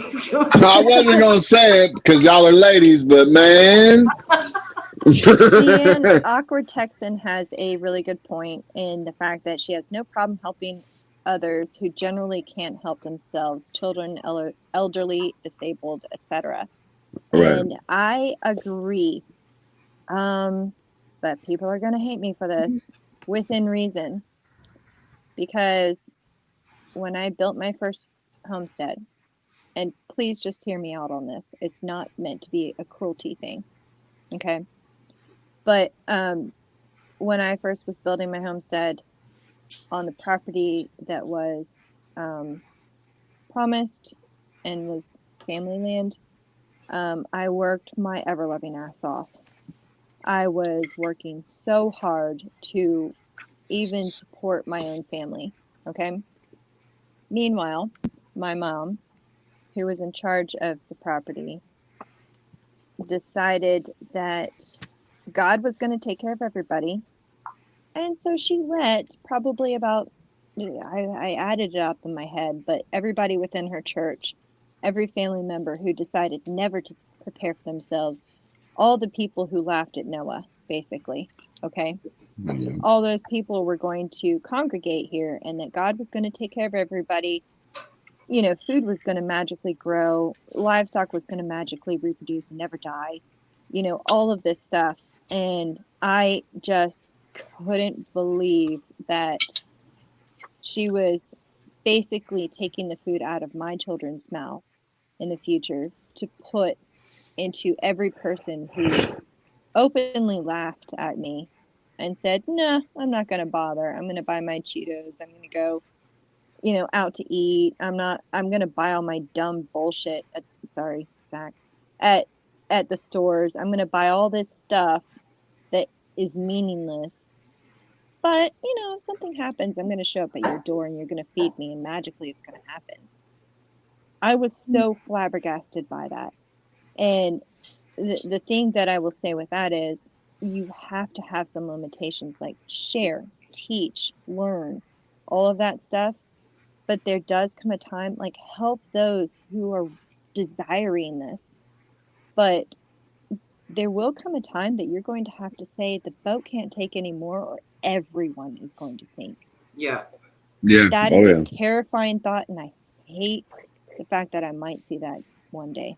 Oh, no, it's a classic moral question. Sometimes you have to sacrifice one for the greater of the many, and the other way Yeah. around, you know? Or there has to be some personal responsibility out there. That blows my mind that people can't understand that. Well, that's why what the system's doing is detrimental to all of us, is because they're teaching us that as long as we, go along with the system, we'll have everything given to us. Housing, Communism, food. Yeah. basically. Yeah. And they're able Socialism, to, communism, Marxism, whatever you want to call it. I think even worse, but yeah. I mean, I think even worse because of the technology that they have. You know what I mean? They're able to amplify that communism a millionfold. I mean, they're even able to tell us how to feel. I get such a reputation for being a bitch after this. No, you don't. Stop it. You're perfectly fine, legit. Dude, milkman. yeah. What's up, Zach? You really are. Your volume is kind of low, honestly. But Seriously? yeah, Yeah. it is. Go ahead, Zach. Sorry for interrupting the good conversation, but David, thank you for the donation. Rock Right on. on, brother. Hell Right yeah. on. Right on, Thanks, Zach. David. Thank you. I'll put my Cash App in next time, David. Wow. It kind of sounds like you're talking through cardboard. Like it's really just low volume. It's a little bit muffled. I don't know. Still? Try again. Me? Yeah, you. Yeah. All right, we got to get her talking so we can try. It was really low for a few minutes, but I don't Is know her what mic- it is. I haven't moved. I turned Put it her up and mic everything. all. Oh, is your mic all the way? Yeah, you sound fine to me, but I got headphones in, so I can hear you. huh? Everyone else is loud to me, but Milkmaid shit. I'm Sorry. on a computer though, so I don't know. Who the hell knows? Right? No, I can hear you. You got more questions to add to it, Zach? Before you, Okay, because well, he had planned. Oh, go ahead, ma'am. yeah, was that the last question on that topic? Okay, all right. I just wanted to make sure. Yeah, because he was gonna. Man, look at me with my robe on and shit. But he was planning on opening the panel, but he had like stipulations and stuff like that to continue the conversation, get other people's points of views and stuff, and that's why I was asking him if that was the last round of the questions or whatnot. Yeah. Well, me too, because Sean had a great question. Do we have a responsibility to care for the young and elderly? And it's kind of natural to say young, elderly, and infirm, or people who have the mindset of a young or an elderly. Do we have a responsibility to care for them? And that's where we actually slide slickly into the slope of where Zach is. Because on site, to people clicking off on the clipboard, Right. So yeah, I would say the answer is we do have a responsibility to do that. And it's a really difficult process as far as if numbers had to be whittled, what criteria do we use? It's almost an impossible question. It's almost like case by case. We can't just say everyone that has this or has that or whatever, To me, it's not, and I'll be straight cruel. I don't care. I think we have an obligation to save our children. That means your children, my children, their children, whatever. The rest of them can fuck off. And I love you, Zach. Don't get me wrong. I have disabled people in my family. It depends on the situation, though. And it's the whole, take another person in the boat type of thing. But it's mandatory for me anyways, in my heart and in my mind, it's mandatory that all children should be saved and has to be saved, or there's absolutely no point in any of us to have a future. But when it comes to old people, and mind you, I just helped my 70-year-old neighbor today. It's all situational, though. I do think we have a moral obligation, but we don't have a full-on obligation for anybody else other than our kids, period. Mhm. That's And now I'm putting my robe back on because I'm cold. really, you took it off just so you can go in the Yeah, I did too. Just pull your Nipple weather head. report. We still need to get Zach a robe because the whole sharing the birthday with Hugh Hefner. Hugh thing. Hefner, I'm just a saying. smoking jacket. Yeah, donations for a Yeah. smoking jacket, y'all. He needs the fur and everything. I think. Well, that's I what think we're here for, Ava. Sorry, milkmaid. I was just answering Ava. My bad. I will say, when it comes to that topic, I don't know how to answer that. I think historically it's been like the families and, well, okay, so here's my thing with charity and caring and that kind of thing. Like when there's a real need there, like you have your widows of past that their husbands were the one providing for them and their children, and now they're a widow and orphans or anything along those lines, right? In the past, you didn't have the government stepping in. Like they were literally destitute. And it was people who had a heart, who cared, that would provide for these people. And as messed up as that might sound, I think that was important for people to do. And in many cases, you had like a church, religion, that kind of thing that would care for them. And I think that was actually one of the better roles of religion in some circumstances, which is my knowledge is limited on this, okay? But I think that was a good thing. But oftentimes it fell on the family. And that's what ended up happening. That's just kind of maybe my very tiny, shortened historical perspective. But the problem is when you dragged the government into it, then we start becoming more of this socialist, all of that kind of thing. Even though there are positive aspects to it, the problem is that it can get twisted and tainted, and you have people who really aren't actually disabled who are sucking disability dry or Social Security. I mean, I watched people do this all the time when I worked at that little mom and pop. Like it grossed me out. These people were not disabled. They were lazy, and they claimed some kind of BS thing, and then they came in, they cashed their disability check, and they bought freaking lotto, beer, and smokes. That's what they spent the disability on. And to me, that was disgusting because the system was set up to actually help people who really truly were disadvantaged and needed help because Right. the families abdicated their responsibility.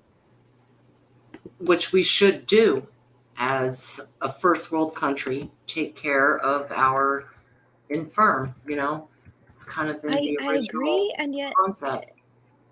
I agree to a certain degree, but there comes a time when it crosses a line, and it will always cross a line. People push that line forever. Well, that's where we're And at now, it's kind of the same thing with like, we give to a country that's in need of aid, and yeah, they're in need of aid, but we don't have a freaking say in any of it. And so the dollars are stolen from one person to give to another thing that's supposedly good, but whoever's in the middle twists it, and whoever's at the end twists it again. Where the ideal was good, but the execution of that ideal was wrong. Right. Does that make Right. sense? Yeah. I'm Yeah. whispering again. 100%. Execution, absolutely. She went black. What's that? I said she went black. Yeah. She lost connection. But no, it was, yeah, I understood it. I think the fact that we have actual nursing homes for old people, I think that's fucked up. I think that's like absolutely disgusting for our country. That's Okay, families can do so much. I know families that take care of people till they're in their 90s. In fact, Japanese culture has the least amount of nursing homes and old folks Yep. home of Yep. people, around the world, right? Well, there is a point where caregivers cannot do what a person requires, and that person could still live for years and years, but they might require actual nursing. And at that point, we do need that. I mean, then you bring them into the house. plank and jump off? Nah. But okay, well, who pays for it? That's a huge corrupted part of the system, actually, is insurance, Wow. healthcare, and all of that. There are caretakers that could go around and nurse and manage to a degree, but there's also some that require constant, immediate attention. I understand Zach, that. Sorry. What you I got, was just Zach? curious because I didn't know if Zach had something to say. He's probably just smelling his own armpit. Whatever. He didn't put his palm in his armpit first and then smell it. Yeah, there you go. Superstar. Now, oh man, come on, man. He's like, shit, this That's how smells we like know. Old Spice. Shoot. Because I know we can keep. Yeah, we going can on bounce back. forever. All right. What'd you have, brother? Hey family, I'm going to drop the link, but please stay on topic and keep the conversation going. I don't want this live to go downhill. We Understood. won't let it. We won't let it Right. at all. No, we won't. I would never let you. Your life. Now, Are we now, doing good? Are we doing good so far? Okay. all right. Now, look, I'm just gonna say now, if somebody comes up here with a wet T-shirt on, man, the subject matter might go into other places. I'm just saying. if- I didn't say a girl. I didn't What say a if all girl. three of And us you'll get- already have a wet T-shirt? I got my robe on for it. What's up, ladies? Yeah, you sure do. I do. It's all fleece Whatever. like. You're so full of it. Mhm, I know. for sure. I think Awkward Texan should jump up. I'm just saying. Yeah, Deanne's amazing. I'm Well, just she gonna put did- that out there. She did say to show him the feet, Zach. So No, you know. hey! Don't do it. There's a reason I call him Tootsie. In case y'all ever notice. Just to mess with his head. There's a reason I call her Milk Dud. Y'all just never know. Neither will she. Now it's gonna Probably bother her. not. Watch. What's up, redneck? Yeah, not much bothers me, but no, I see what you're saying, Virginia, when it comes to the burden that can place. You know, I see that. The problem is that whenever we start to force the community as a whole to do that, it will always get corrupted. People are messed up. That's my biggest thing, is that people need to understand people. There will always be somebody that will come in and corrupt something Right. that was meant for good. Because if it could be kept perfect, then communism would be the way to go. I mean, quite frankly, it would. Right. On paper, it's But- excellent. hmm But the thing is that we recognize that people are people, and there are going to be people who abuse things. There are going to be people who go into those power vacuums, all of that stuff. And if you can recognize and understand the way that people work, then we could get somewhere. That's why our opposition, so to speak, our global opposition, has been so successful, is that they understand people. They understand how they flock, they understand how they fear, they understand how they work, and they have been manipulating people for decades, maybe potentially centuries. Yeah. Yeah. Millennia. And that's where we fail, because we want to believe that people are good. But if we didn't think that, though, I think life would be pretty drab. if we didn't think people were No. good. You know what I mean? I think life would suck. Here's the thing. You look at your infant, right? And Right. when they are hungry, they scream their freaking head off, right? Anytime Right. they're upset, they will let you know, right? Right. And then when they become toddlers, they will hit other children if they don't get what they want, Mhm. right? You have to teach them. And yeah, this is nature versus nurture. And yeah, there are variances there. But for the most part, we have to actually learn to be good. Same with humanity. You know, just take them all and throw them in a pile of toddlers and just realize that that's what we're dealing with. Why? Why? Why? Ask Why? Sorry.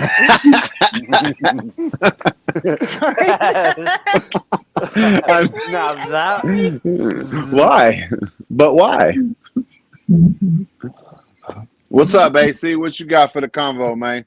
And I'm not putting you out, but before anybody jumps on the link, at least on the link, have something to add to the discussion. That's Zach's main goal for opening the panel. Like I said, not just you, AC. I'm talking about anybody that jumps up here. If he doesn't already have the designated people up here, if you don't have anything to add, please just don't click the link. That's all. But what's up, brother? What you doing, man? first off, I want to clarify the question that I was asking that you guys All right. talked about. I was talking about our society worrying about themselves over the generations, not watching what the politicians were doing at the local level, at the state level, at the federal level. Is that what got us into the situation that we're in right now? Us not worrying about them. That was the first thing.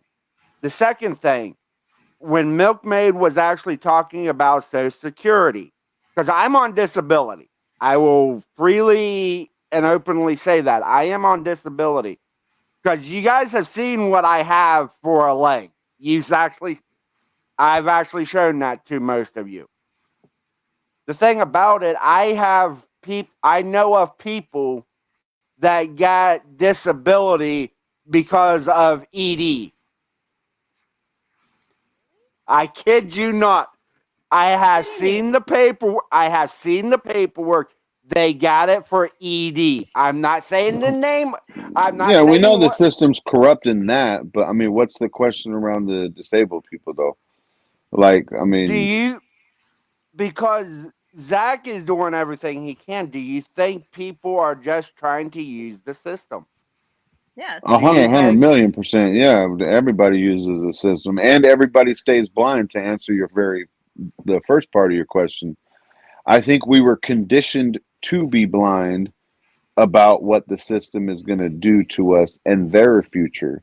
Like if our grandparents actually thought about their grandkids, which would be us, they would have prepared in some form, some fashion on us being self-reliant, if that makes any sense. I mean, I think generationally they've dumbed our society down to where we're at right now, and we're grasping for straws trying to figure out how the hell we're going to save ourselves from starving because we're dependent on the system. That's why we're worried about stacking food, is because we've been stuck on the system. We didn't grow up just growing our own food, building our own shelters, making our own fuel source. I mean, we should have been raised doing that stuff, not just let's go to 7-Eleven, man. I need me a hot dog or something, you know? Look at the percentage of us who actually think this way. And then think about the percentage of our parents who thought that way. There are people who have perpetuated these ideals that you're talking about right now in their generations. Now, whether their kids listened or not is one thing, because I mean, I know for a fact my kids thought I was freaking crazy to leave a nice little house in a nice little town and then go live in an unfinished basement for 2 years trying to build a homestead. Like, they thought I was crazy. In the long run, it worked out, but you know, a lot of people would have just flipped out and hated their parents forever and just gone along the same path. So I cannot agree with blaming either a system or even a generation. you know, I blame the character of people in general, in that, to be frank, it's easier to take the easier path. Like, if you know you have to dig a hole and you'll get $100, or if you just, you know, make a quick delivery and you get $100, which one are you going to take? You're going to work smart, not hard. And that's what people do. And that's the problem, is that they don't understand that there's actually a difference. Like, one actually will produce something, say a plant, and the other one is just, you get $100. Yeah, I agree. Would you like one? What? No, I hate those. You know this. I know. Don't mix Sorry. peanut butter and chocolate. It's evil. Well, I mean, what do you think about his question, Zach? And while you're writing it, what do you think about his question, Virginia? Virginia is on mute. I honestly think and I'm going to say it for me and my family because I have seen it. My mom and dad weren't into politics. They would vote, but they wouldn't watch what the people they elected were doing. So for myself, I think a lot of the responsibility is we just been, like Ghetto said, we just been blind to the system. I think with what happened a couple of years ago, opened a lot of eyes for a lot of people, myself included. I will say that right now. Because I didn't think we were this close, this fast, but here we are. Because I think but I will say this now, Zach, I love the people you had up here in the beginning, because all three of them and yourself did a wonderful job with all the topics.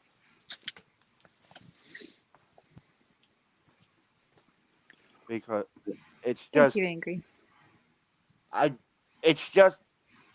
I'm mad at myself because I grew up on a farm. Yeah, it doesn't matter where we, you know. Oh, sorry, brother. That's true. It doesn't matter where we grew up. Well, I mean, if we're never going to be ready. I mean, there's nothing. I mean, we could kill ourselves trying to get ready for a future that we have no idea. Even though Milkmaid's saying get as much food as possible, we could just as likely never run out of food. It doesn't seem like that's going to happen, but we could always have food. And maybe that's why they have so much chemicals in the food, because now they can create their own food. But we don't know the future, and we can never be fully prepared. That's where faith comes into play. My faith would be on more of a spiritual basis, but it's also important to note that you have to have faith to be a prepper as well. You have to, when I say faith, what I'm meaning is not in the spiritual Bible religious sense. I'm saying faith in yourself. You have to know and be strong in your own self, or your family, or your partner, or whatever system you have for yourself. You have to be faithful that that's going to work. No matter how bad it gets, no matter how good it gets, whatever. We just got to be ready for all aspects of it. And at the end of the day, we're not going to be. What's up, brother? I wish people would stop using the system to their advantage. Because honestly, it makes me sick, because I'm working my butt off and then other people don't care about bettering themselves. Amen, brother. Amen, brother. And this is why you are gold. Stay gold, Zach. Stay gold. That's why I will say this now. If you can get to Alabama, you're more than welcome to stay here with me, because you're a great man, and because I care about you. You ain't coming here, dude. Mess around and take my girl. Uh-uh. We know he's a ladies' man. You just say right there. Virginia totally ghosted us, yo. I think she's been She trolling may you be the done whole with time, stuff. Zach. He's all trying to look down her shirt and shit.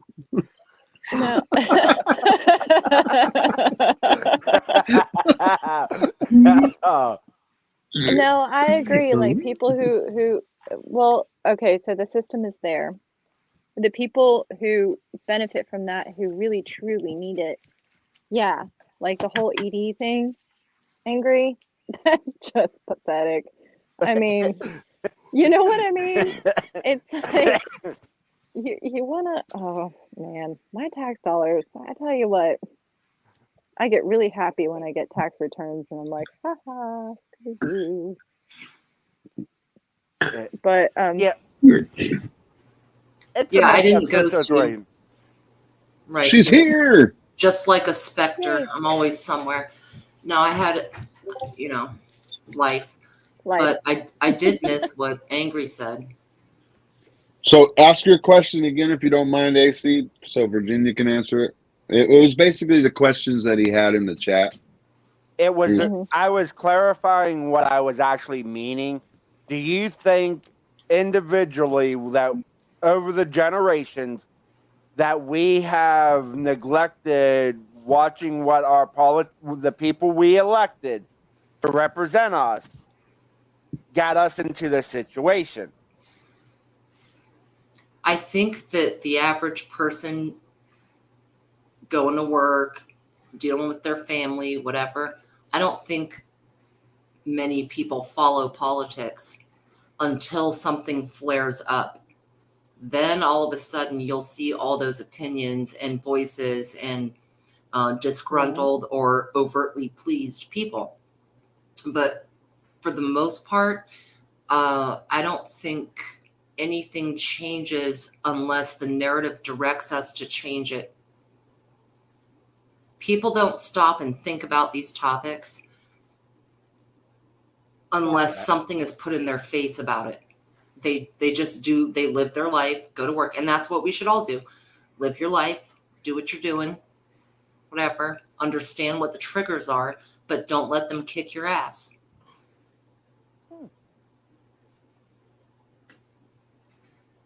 And do you think people are gaining the system like with disability? Because I made the comment, I know of somebody, I've actually seen the paperwork of this person. I'm not going to say names or anything. You can probably guess the sex because the person has ED. He gets disability because he has ED. Oh man, I identify as a man and I have ED. Where's my check? I knew it. Yeah. I knew it. Yeah, you were right this whole time. I knew it. And mine is bigger than yours. Ghetto is doing a happy Snoopy dance right now. I have but no doubt that it's bigger. I'm not gonna go down that path, but anyways. Well, as far as taking advantage of the system, no matter what is put in place, there will be holes people will exploit. So it comes down to the character of the individual and where you take that while avoiding responsibility and accountability for your own life and lifestyle. It kind of ties back to my point about staying out of debt. Live within your means and stretch them. But Dude. if there's any hole to be found, it'll get fucked. Yeah, baby. Okay, but look, That's do you blame? So a product of the system I am. So, do you blame the system or do you blame the person taking advantage of said system? I blame the individual. I can't fault the individual. I mean, depending on no, because you can break out of anything. There are people born into some egregious fucked up I stuff. agree. They come out really good. I agree. do not entirely blame the system. You have to be accountable. That's in you. Would you be able to sleep at night doing what some people do? Just fucking everyone around them over? Would you be able to sleep at night? To me, it's not worth that investment of the soul. So I'm agreeing with you, 100,000,000%. I'm agreeing with you, but I can also understand why, when you're born and raised in a system, like, you can't fault. I don't know. I mean, I guess we can do whatever the hell we want, but so you're saying don't you hate the can't. player, hate the game. And I'm Situationally, game, hate the player. I'm just I'm just saying situationally. If it wasn't for me and the fire that was inside of me that didn't want my children to grow up in a system, to grow up with food stamps and to grow up with all these other things just handed to them, if I truly wanted that for them, I would have stayed where the hell I was. Instead, I didn't, for a reason. So I understand that there's got to be a fire within yourself to get the hell away from the system, no matter how easy it is. I totally get it. I think it's hard for us to judge. I think it's a person by person basis. And I'm saying that coming from said system, meaning, like, there's people that don't even know they're trapped in the system. They think it's a legit thing owed to them. And I'm not talking race here. I'm talking just environmental. The entitlement. Exactly, because they've always had it. They've always had a book of food stamps every month. All races, colors, whatever. Yeah, that's my or even exactly. class That's my systems. point. Yeah, class system. Like, and you'll even have people who are wealthy, born into wealth, stuck in that system, and they can't break out. And yet a few of them do break out of that and become actual decent human beings. That's the problem. It really, yes, the system does screw people over, but the thing is that when you start pointing a finger elsewhere, you are starting to say that the individual has no freedom, whereas Right. like, everybody has choice. Everybody, whether they believe it or not, whether they know it or not, they do have choice. Mhm. It's up to us to point those people to the fact that they do have a choice. I think it's up to the if we aren't willing individual to do to be that, accountable for their choices. I don't have to point you to shit. I can well, only yes and no. Like, point you to if being somebody's accountable. caught, if somebody's caught in a system, like, say somebody's caught in some chains, right? And you point to the fact that, hey, all you have to do is twist this and you're unchained. Well, yeah, I think that it would be wise of us to do, even if they couldn't see it. But Right. yeah, if somebody is not willing to see it, or they go, oh, well, that's not going to work, and they go on their merry way in their chains, then I wash my hands of that, because I did my best. But there are some that actually are going to realize that and break free from that. But unfortunately, I mean, y'all have a really great view of humanity. I don't. I think a lot of people will take the easy way out. Nefarious people will go for seats of power. That I think that we actually have to strive to be good, and to say otherwise is to demean people that they are not capable of doing so. Mm-hmm. That's saying something. Go ahead, Zach. Mm-hmm. Sorry for interrupting again. Thank you so much, Callie, for your donation. Zach, Whoa. never be sorry for talking on your own shit, dude. Right. Right? This is your channel, Mr. Yeah. Zach. The chat probably thanks you for shutting us up sometime, brother. You good? 100%. Probably. Like, when you, no, for sure though. Like, this is your space. Like, say some shit. But We need a dingy bell, or like a mute all thing. I'm gonna find you. Right? I'm gonna find him that little clip that I was talking about. Yeah. but No, it's all personal accountability, especially when it comes to prepping. Sorry about that, AC. Go ahead. you're fine. Ladies But first. You're I good. Go ahead. honestly, I think, but Tom said it in the chat. Can you bring Tom's thing up about I don't remember how he said it. Let's see. An individual with a moral code will not be willing to game the system. Yes. Exactly. And that is why they're teaching our children right now to just sit back and not worry about it, because our kids are the ones being coded. They're being coded to be willing to go with the system. Exactly. And that's why I bring it up. And that's why I wanted Tom's highlighted, because it shows that we are the ones up here. We actually have that moral code. We don't want, most of us want to work for our money. We don't want to game the system. I don't want to work for money, though. Most angry. I don't think it's most angry. I would love to believe that, but I don't think it's most. I think that's a misconception of. I think we trick ourselves into thinking that we want to work for our own money. I think at the end of the day, as a human being, we want to work for our own shelter. We want to work for our own food. Unfortunately, it takes the money, but that's how the system's able to corrupt us. That's why I was talking the conversation I was last night with Anarchy.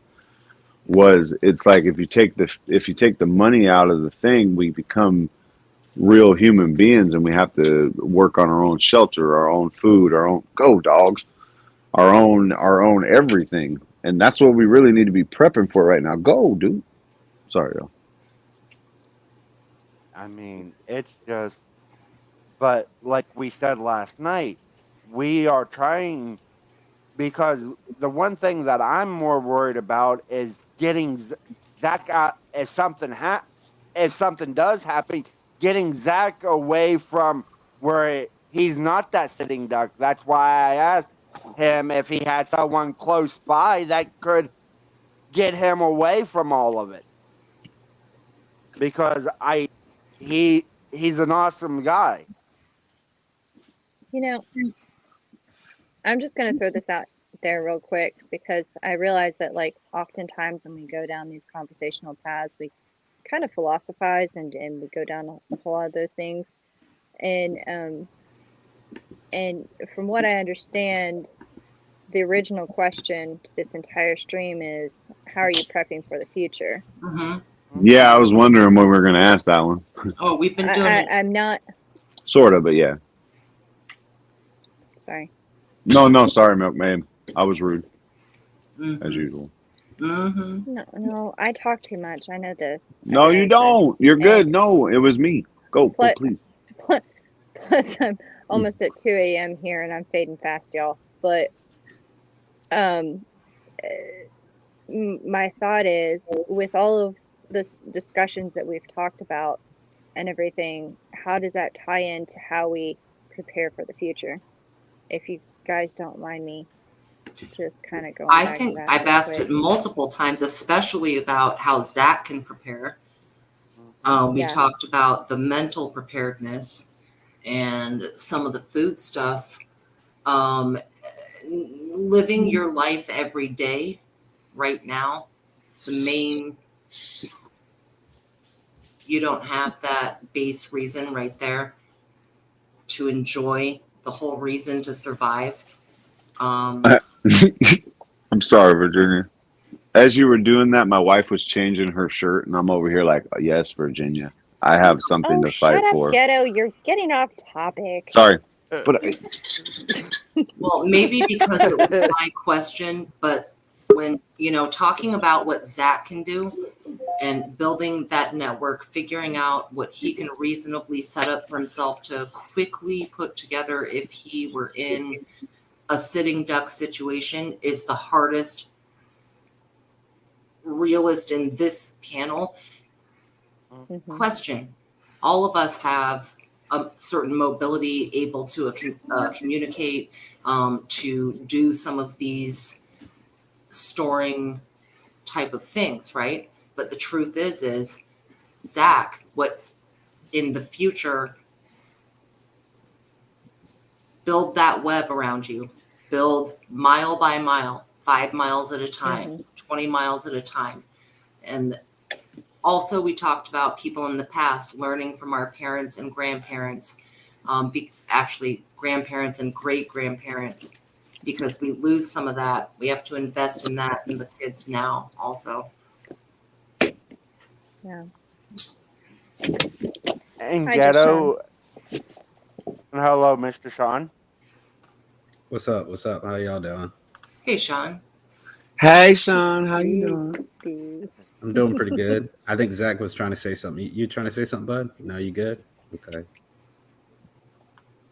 But Oh, I think most of us are more worried about Zach than ourselves right now, because like Bullshit. Virginia said, Ghetto, we're not all like you. We're not all like you right now, so. But I think we want Zach to be safe and make sure he's safe, because I think with our mobility, even though I have a prosthetic leg, I'm able to walk and do the things that I would need to do if something did hit the fan. I think for me, I think most of us are worried about Zach, because we Okay, care well, about even him. for you or for anyone else, whether it's elderly, infirm, super young, as far as looking at the future, we all agree that young people are the investment. And then also teaching teaching them how to get through. But that would also include, you have to swing the pendulum. It would include elderly, and it would include, quite frankly, brutally, people like Zach, or people who require help with mobility and so whatever amount of daily functions. And for some people, it will be more like taking the baths and whatever. And for other people, it'll require all the way up to medications and food, you know? So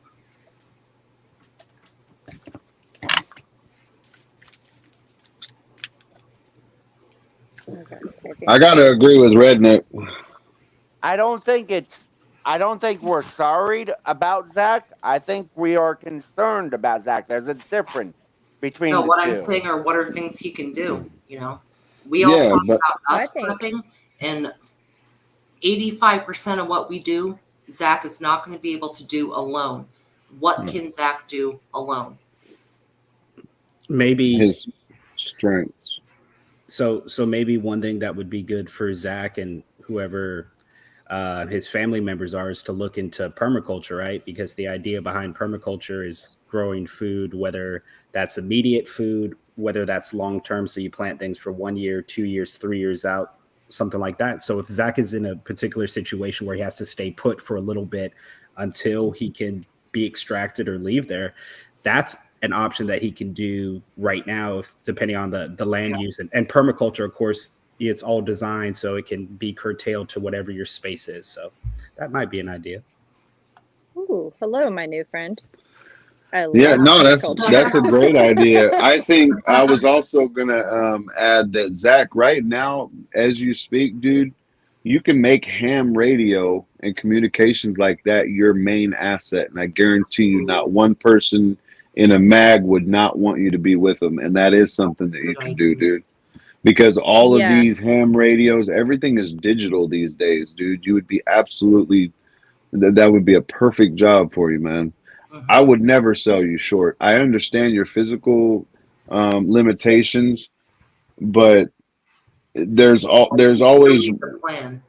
yeah, 100%. You definitely need a plan, but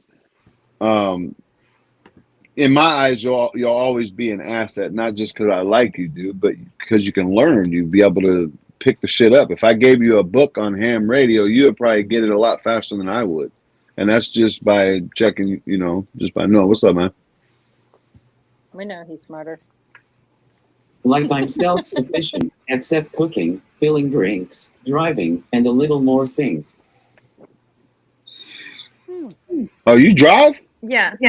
No, he said he's self-sufficient except for Oh, cooking, except for. Oh, okay. which I was is like, dang, man, you drive? food is number one. That's One little spasm, you'd be way over on the left side, man. Like, whoa, wait a minute. hit it again, Zach.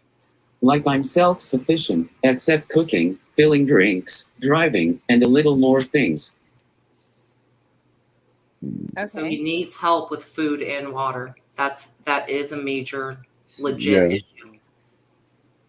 So when it comes to that though, and this is a thing that people talk about when they're team building and that kind of thing, is that you can't throw the baby out with the bathwater. Like I've heard of grandmothers shooting better than like 20-year-olds, and men doing better with gardening than women. You know, all these various roles that people want to throw people into. But the fact of the matter is, I mean, and г р'o has a point when it comes to communications and things like that. Like Mm-hmm.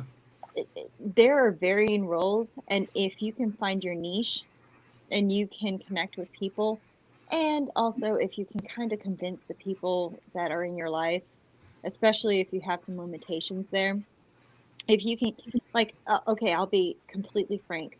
I have a severe security limitation in my person, okay?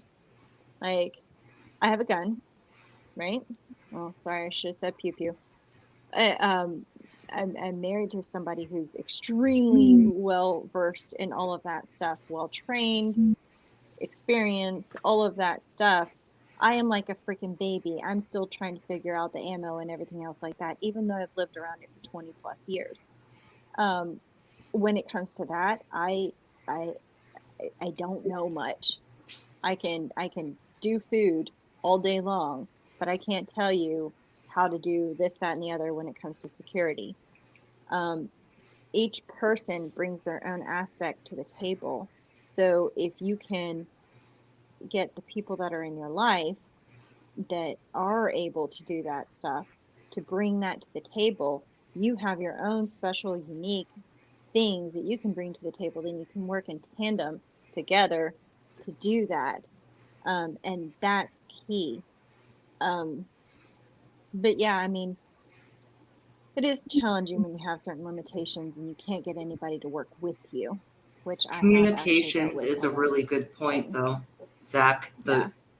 For you to have ham radio, Mhm. shortwave, people right nearby, like Ricky popped in a second ago, you know, Because that's got a brain you on it. will exceed survival-wise Yeah. building that one step to another connection. Right. You would make people want to feed you, dude, at the end of the day. I mean, that's kind of the goal. When you don't know a certain thing, you got to make sure you take care of something else that other person needs. Then bam, you need him, they need you, vice versa. Skills and knowledge makes you an asset. Yes, and that's And legit what we unfortunately, all that's need how to be people look prepping. at people. Mhm. Yeah, 100%. And that's the main thing we really need to be prepping. You know, before the mental, physical aspect, it's the skills, the knowledge, the things that we need to remember. We can't depend on, devices. We can't even depend on books. I mean, we can, but we need to be able to know that we have it in our brain. That's one thing that we're not going to go without. Or even the I mentality want to to know want what to Sean do is that. thinking. Sorry, Yeah. Milky. Oh, sorry. Sorry. I'll shut up. Oh, No, no, I honestly, on my end on the computer, your volume is low. Even like, I'm sorry, I have it cranked and everyone else is louder. You sound good on me, Milkmaid, but I got my headphones, so I don't know. Yeah, it might just be over a device. All right, I think Zach's ready now. Shit. Like right now, Dad prepares my food and drinks every morning before he leaves, and then I can microwave stuff if need. Gotcha. Okay. Okay. So I was just thinking, so maybe a partial solution, right, would be, of course, like shakes and stuff initially that you'd be able to prepare. We're talking about in a situation that you just need to maintain sustenance, right? So something that, of course, has the basic vitamins, the basic proteins that you can prepare, right? So I totally believe that you can do that, right? So whether that's pre-made things and that everybody has different nutritional needs. So whatever that was, that's pre-ready mix, however that needs to be mixed up, whether you don't have power at the time, that's at least a starter set for you to have that. So that's a possibility as well, at least just to maintain sustenance. That's something easy for you to do, correct? Sean, that's a really good point, honestly, for Zach to prep. Yeah. Because what I'm thinking is he's just all by himself for a week, 2 weeks, whatever, right? That's a great idea for him to have ready to mix just quickly the powder in the water and get nutrition. Right. What's your so what's your take on what we've been talking about though, Sean? Wait, hold on. Zach's sorry. not replying. What is that? The thing that is hard for me is pouring things. Okay. We could definitely find you a tool or something, right? Like a little attachment, because you could use something like, I'm just making up a scenario right now. So like, let's say you have a certain shaker cup. There's something with an extension with a clamp, right? That you could pour or use to pour to get something. That's easily remedied. So I wouldn't be concerned about that. That's something we could figure out. Yeah. I go ahead. Sorry.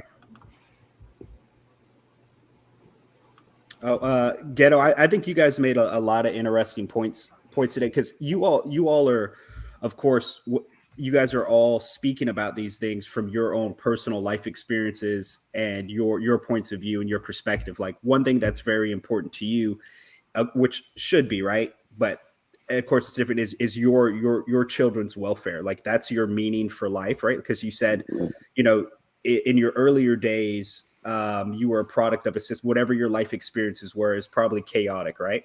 So then you found, and then you built your way up to kind of get out of that, and then you had kids, gave you a new purpose, and that's where you're putting all your energy. So when you look at things through the lens of other people who might need assistance or preparation, you're more thinking like, hey, I grinded to get to this point. Now I'm pouring everything I have for my blood, for my seed, for my future generation. So I understand that viewpoint. I'm somebody who every week I go into people's homes. So I directly see the elderly's food insecurity. I see how people live. So I see the rooms that nobody else sees, right? I go into the houses where the yard looks really well kept, and then I go in and it's chaos, and their whole kitchen is filled. They don't have $1 to the name. And we actually have a huge crisis coming on our hands that we are going to have to deal with in the next several years, dealing with the elderly. And there's a lot of people who just aren't able to take care of themselves in any way.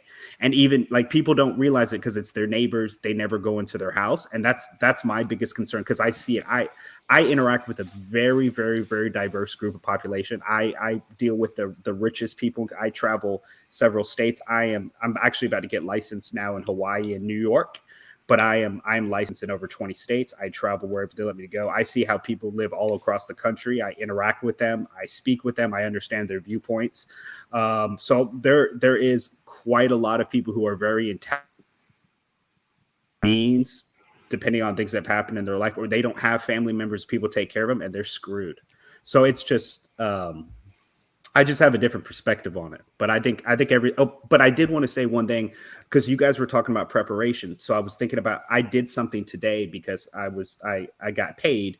So what I did is, of course, I went out, I got some more compost, and I got some more seeds that I'm going to be planting in a couple months. But then I went and I got, like green beans and stuff like that I'm planting. I went to it's like a junkyard where I live. And I got some like containers. I got like a cheap, nice table that's to set up, because I have I do a lot of container gardening, as well as I'm trying to do the permaculture stuff around my yard. So that's what I did today is my prep, and that's what I'll be working on tomorrow while I'm grilling. So it's something that makes me feel like I'm moving towards what I need to do to take care of myself and what's mine, basically. Right? Fantastic. What's your favorite thing to grow? I just because it's so easy for me is potatoes. I just love it. Are they fun? I love it, but I really like my raspberries because my pit bull just keeps eating them all. So that's Oh, a no. lot of fun. Yeah, she just I catch her all the time. Actually, what's funny, I had a fledgling in my yard, one of those crackles, the fledgling bird, and it was just like running around my yard, and I gated it off, and then it eventually came out. But I mean, anything that other people are gonna eat. I don't eat a lot. I have my brain. I have that brain set weight, so I stay at 190 even if I'm eating one meal a day. Because I used to be a big boy. I used to lift a lot of weights and stuff. But I'm How tall are you? 5'10". But biggest I've ever been was 220. I used to lift all the time, 225. So once I stopped doing that and I stopped drinking so much beer, my body just basically just stays at 190 now. So I'm just there. Yeah. Hey, Zach. It's like, hold on. It's past Ignore 2 her. o'clock in the morning. for me. Ignore her. Ignore Act like her. you don't hear. Act like you don't hear her. Normally I get up in Drop about out an in the hour. back Let's till just, you're done typing, and then she'll sit and wait. Say, be right back, I- Zach. She's too polite to leave if you're not here, man. Say, be right back. Oh man, I'm I messing. do with have you, to girl. go, y'all. I normally get up in about an hour and 20 minutes, so I'm up way past my bedtime. If you don't mind, do you mind if I step down and I'll kind of linger and chat until I pass out? Tell her you mind. See what happens. He has to blow me a kiss first. That's just the way it has to go. Right. Hey, man, that hit me, not her. The hell? Good night. Hey, and I nice love to you meet you, so much, Sean. And I Milky. didn't mean to Thank jump you out. for joining me. Then you talk You're over welcome. him, really? Right. Hey, have a great night. It's nice to meet you. Take care. Good I night. heard him. girl. Good Wait. night. All right, Zach, hit it again. I love you so much, Milky. Thank you for joining me. Aw. Good night. Oh, jeez. So sweet. I am Liars. I am a little bit disturbed by the pet name Milky, but I'm gonna let it go tonight, Zach. Yeah. Okay. Don't overthink it. Yeah. Her name's Milkmaid, so it runs with it. It's all good. So, Sean, I also do container gardening. Have no shame. So I'll show you here. I did 7 10-gallon bags with potatoes, and they're starting to take off pretty well.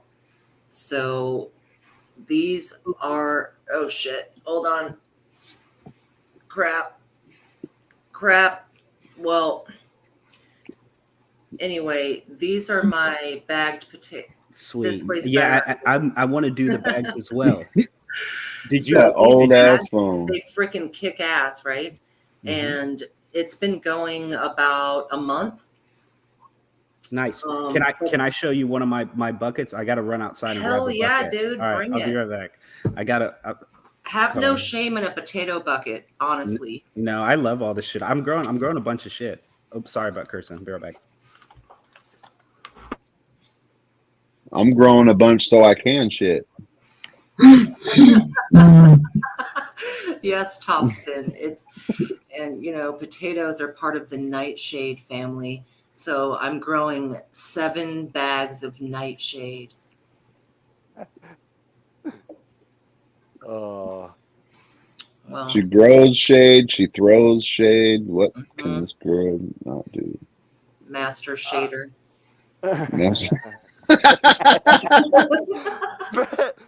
Virginia, you've been There around we ghetto go. too darn long. No, I've been Been around her. No. I've been around her too long. Ooh, Sean, Dang. is that potato? Yeah. The light behind you is like blinding out your. I got you. I got you. Hold on.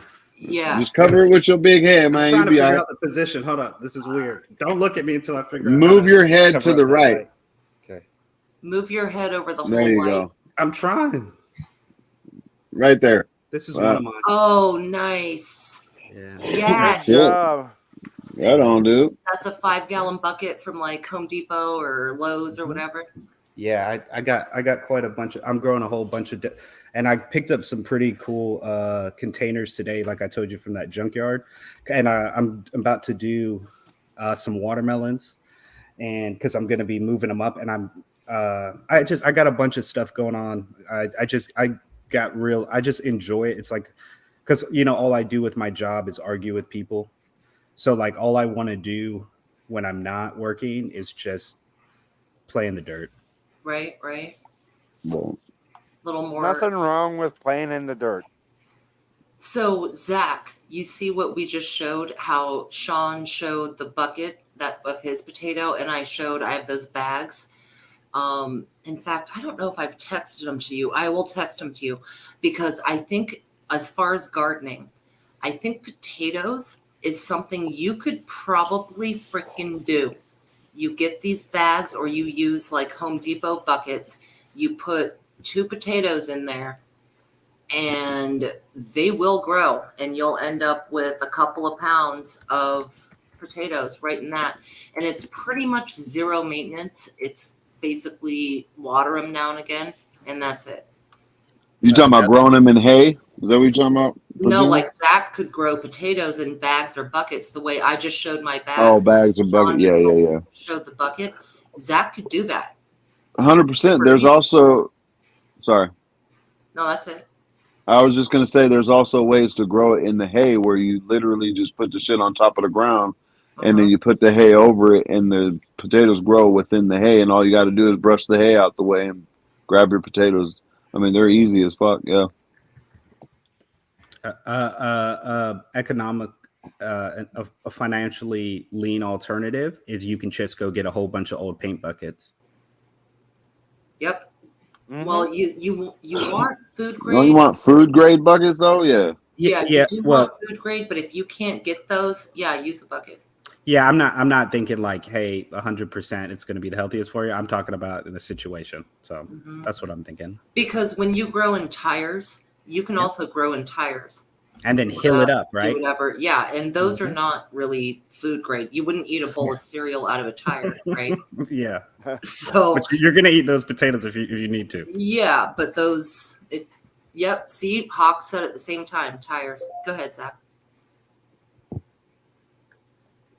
I'll have to eat potatoes myself or give some to family because potatoes hurt my dad's stomach lining. Yeah, but if you need to live, wouldn't it be nice how to grow potatoes? Right. Truth be told, you're going to get 5 or 6 pounds out of a bucket. You're going to get about 5 good size or 6 or 7 like smaller size potatoes out of that whole freaking bucket. It takes like 3 months. So I hear you, but doing a small level of a few potatoes here and there just for yourself so that you learn that skill, that is, I think, for the future, for all of us, we've kind of touched on that, is learning different skills. Don't try and learn when you literally are relying on it. Do it right now for a hobby and be like, hey, okay, now, I know how to do this, and this could potentially help me one day. Dude, you can grow potatoes out of pure barter system. Okay, y'all can't eat it. Bam, the neighbor's got strawberries that your dad can eat or whatever. You know what I mean? Food, dude, at this point, food is currency. I mean, we all got to really start looking at food as straight currency. I've even packaged up my flour and my rice in different size bags, and I know exactly how I'm gonna, you know what I mean, and use it as currency. Like with my rice, I think it's 7 cups each. So I got 4 cup bags of rice and then 7 cup bags of flour. And if I need to, I'll use them straight as currency. You know what I mean?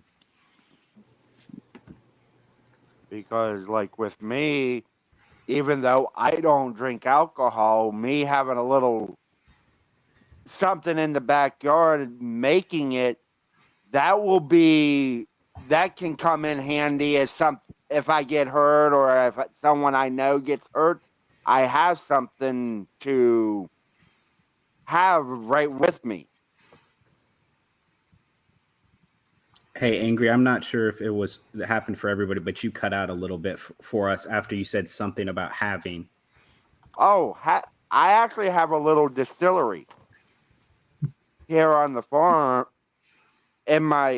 because I keep enough alcohol. If something happens, I can trade it or I can use it if I get hurt or something. Gotcha.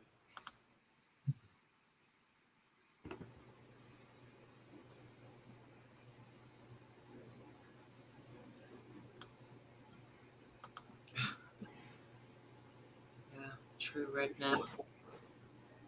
Well, some fun, Zach, to think about your future. You know, we all have our different points of view, and it'd be cool if you shared some that you explored yourself too. Various skills, you know, you can do the app things, but that's reliant on the grid working.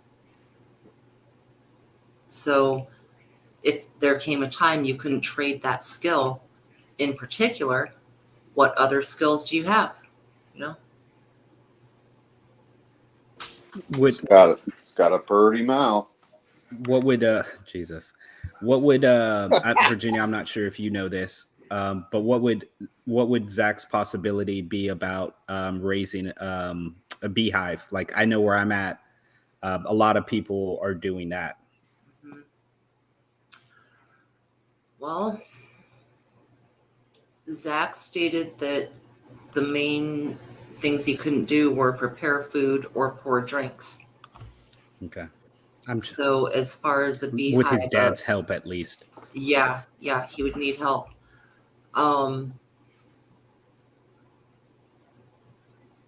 It kind of makes me think of an invention where maybe there was a turn on the side that rotated a hive a little bit, and he was able to do that instead of pulling the plates of honeycomb out. I can had see this, exactly what like, you're talking about. you know what I'm and saying? you just Can like you you picture crank. it? Yeah, 100%. And then we just crank it up. We crank it or something, and then it would just raise up and down, and that way he could Yes, check. and the turning action drips it, and he doesn't have to pull. And yes, that's amazing. That's a good idea.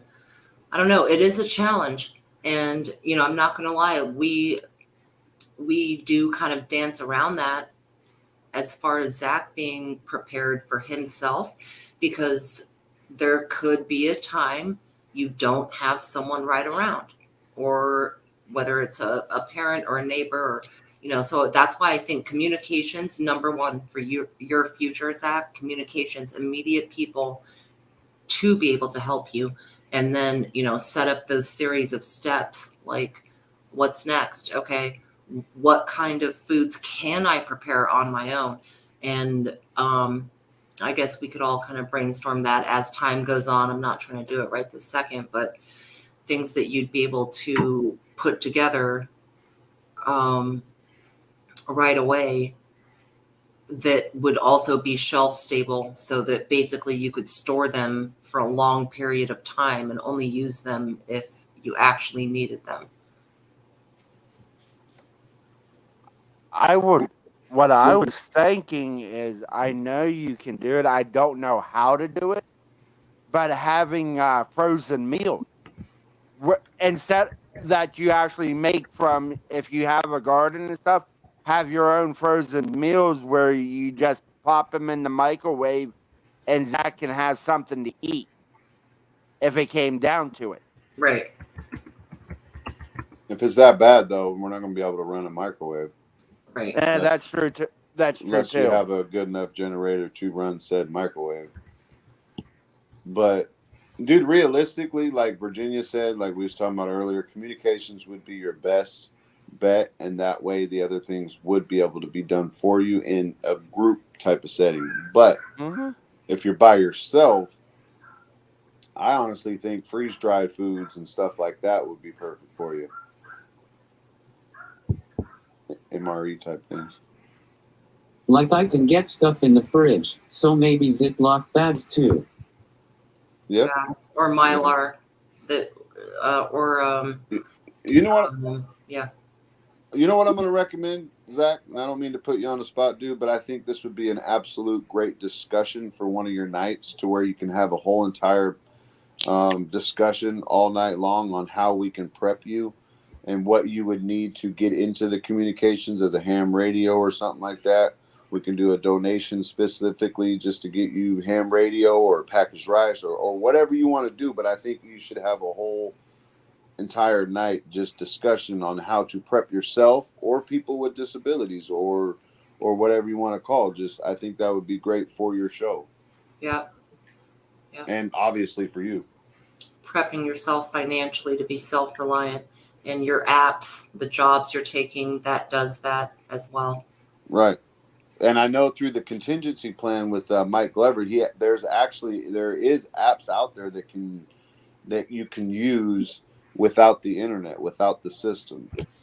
So there's ways for you to get in, dude, that people are going to want you around. Even the best preppers around that are in our community would want to come and get your ass because you have something to offer the mag. You know what I mean? That's the main goal here, is you need to have something to offer people, or they're just going to leave you for dead. Unfortunately, that's just the reality of it.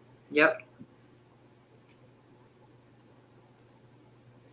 And it wouldn't be a bad idea to... Sorry, go ahead. Maybe next Friday's topic. Whatever you want, yeah. man. It's great idea.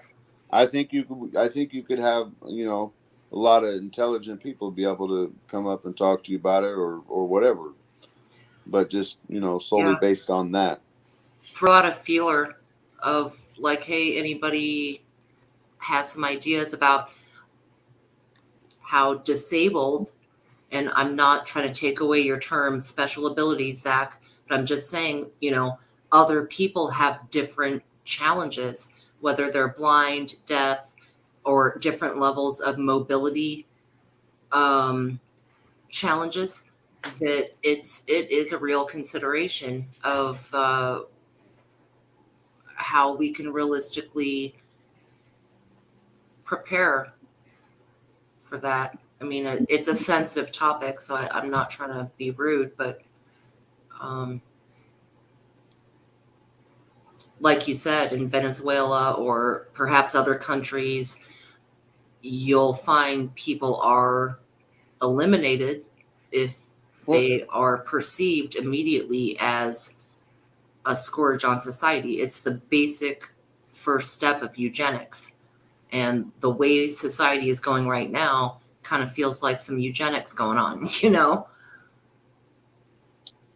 I gotta ask, why is Topspin being hidden and blocked?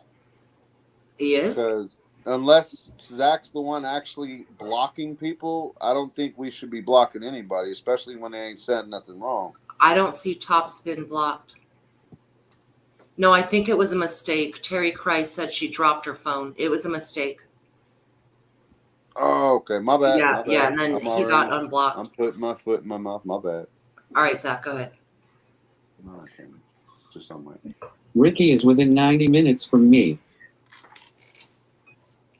There you go.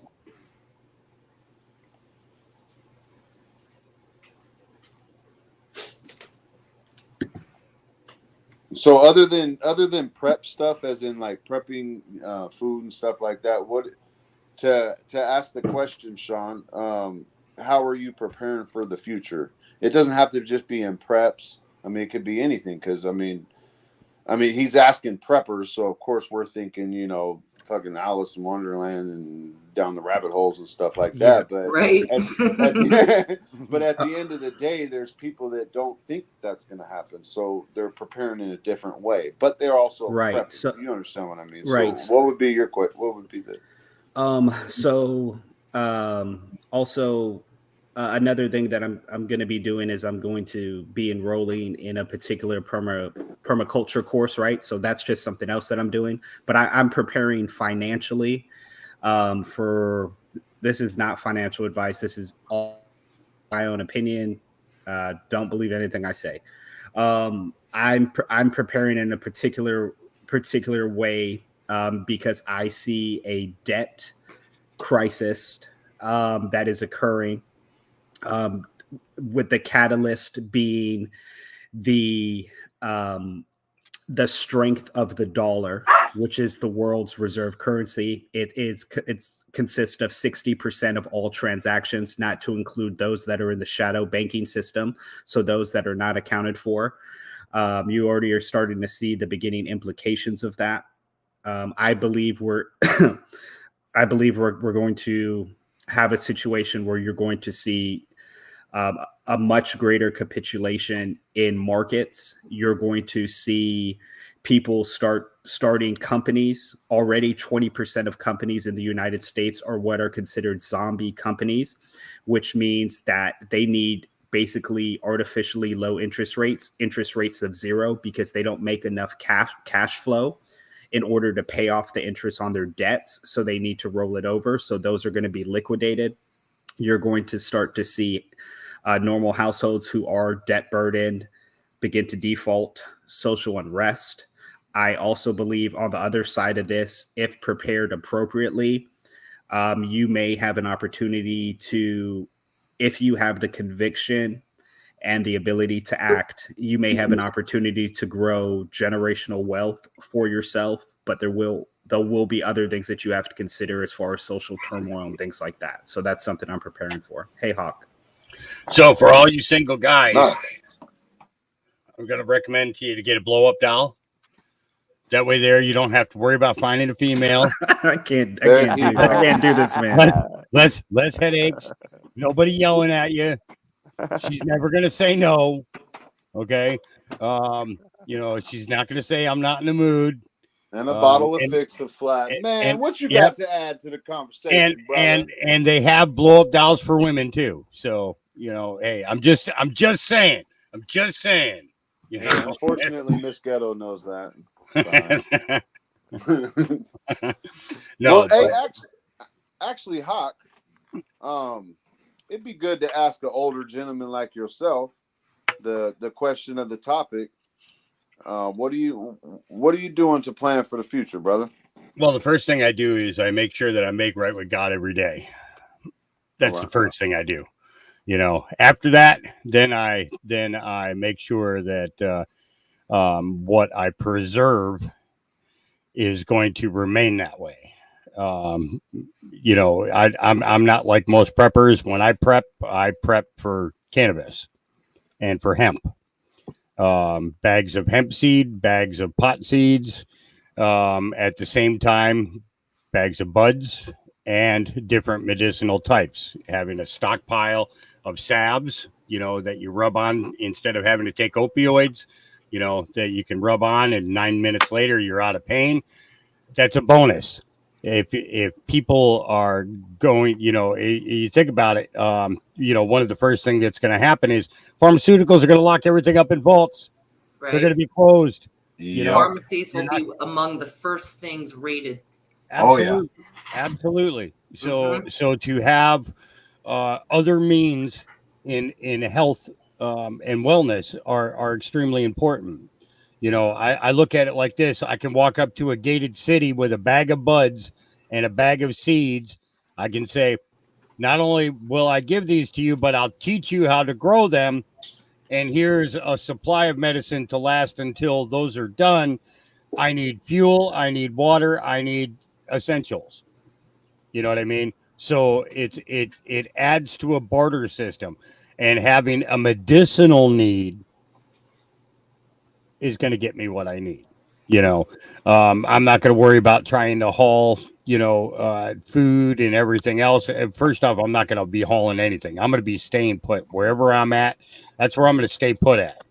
Now, if I need to go out and get supplies to bring back in, that's one thing. I'm only going to take what I need to bring and only bring back what I need. I'm not going to be, out there just gallivanting around and doing Johnny Appleseed shit, That's for after. That's for after, the recovery of the nation, the recovery of the land. Then it's time for Johnny Appleseed to go out and plant seeds all over the place so that medicine is growing naturally all over this country the way that it used to do, because this was a plant that grew naturally worldwide and they shut it down. because God gave it to us. It was free. It was medicine that God gave us for free. He didn't charge for it. He didn't ask for a penny. He didn't ask for your firstborn child. You know, he asked you to take care of the seed yielding fruits of this world, you know, and that is our responsibility, because in those things we find healing. And if we could just pull our heads out of our asses enough to understand that if the government has been lying to us about all the crap that we're seeing right now, what makes you think they have not lied to us about every form of medicine that is out there? But You I know, can't hear you if my head is up my ass. that is true. That is So true. how do I'm we going to invent. expunge heads I'm from going. asses? I'm going to invent a oily substance which will extract your head from your ass. Right. Yeah. We need a plunger. But it's like you think about the disappearance of hospitals and the disappearance of pharmaceuticals. We have to have a plan in place. There has to be. You know, children with seizures, adults with seizures, Parkinson's, Alzheimer's. You think about it. You know, how is a person with Parkinson's going to be able to survive going through this without somebody helping? You know, and I mean, did you ever see that video of the guy? It took him like 12 minutes to roll a joint with Parkinson's, and then after he smoked a joint, he was actually able to talk, and he was able to roll more joints. In minutes. In comparison, it's the idea that we have to make sure that we are prepared for, and have the essentials necessary. The good thing about things like RSO is that not only does it help with, cancer, but it also helps with, oh Jesus. It helped. RSO pretty much helps do the body good. Pain management, does great for weight management, does great for high blood pressure, low blood pressure, high cholesterol, does great for Parkinson's, MS, seizures. Neurological Especially when you got a child. Think of a child having seizures, and you don't have access to any medical, facility. Those are the things that I prep for. Those are the things that I prepare for, because I can get everything that I need through that. And I don't have to be greedy about it. At the Right. same time, though, you can't put all your eggs in one basket. Well, no, but I grow fruits and vegetables, as well, and I know how to hunt as well, so it's just to me it is I got I have 30 propane tanks, 30 60-pound propane tanks here that I keep filled at all times because my generator runs on propane, so I make sure that I've got everything that I need, in order to, if the power goes out, if the lights go out, if the phone goes off, if this or that happens, that I can survive. It's just, when you look at all this shit going on, it's hard to get a grasp on it because of the fact that it's coming at us from so many fronts at one time. It's not just coming at us from the financial. It's not just coming at us from the medical. It's not just coming at us from our government, corrupt, officials. It's coming at us from all sides right now. This is the first time in the history of the United States of America that they are attacking on every single front. I agree with Just Sean in that the major impact is in the economic Oh, absolutely. scheme of things. Everything boils around economics, including Yeah. medical, including government, including the governance corruption, everything. That all centers around finances.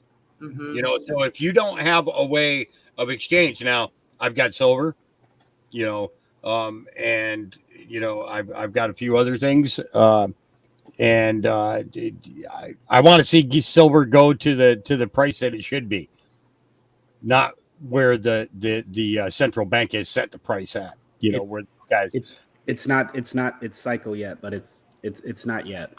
Yeah, it's but I mean, if silver actually went to where it's supposed to be, we'd be looking at about 2,200 to 2,400 an ounce for silver. Not just what do you think, Sean? $100. About what, Virginia? About the silver value. I have a much lower valuation for it. Well, what do you think? I think the valuation that Hawk is speaking of more has to do with physical gold. The possibility that you will see that number that he said, which is a 2,200 in gold, possibly come towards the end of this year, if not higher, possibly. I think silver's gonna lag behind quite a bit, because silver is a great tool for bartering. The way that people think about it, they always say, like, that's like the poor man's gold. I am also somebody who has physical silver. I believe in it. I think normally, I think in a hypothetical situation, if silver was valued at such a high amount, we have way worse things to worry about in that situation, right? Like the monetary value of that silver, you don't even consider it, because we have no public services. Social unrest is way out of control at an amount, because that is symbolic of a complete destruction and devaluation of the current system that you're in when you trigger those levels. Right. So it would become a currency at that level, but that means everything else has zero or negative value. Yeah, it's representative of a complete lack of faith. So we have much bigger issues than that. It wouldn't matter if that was that monetary amount, because you're not purchasing things in that dollar amount.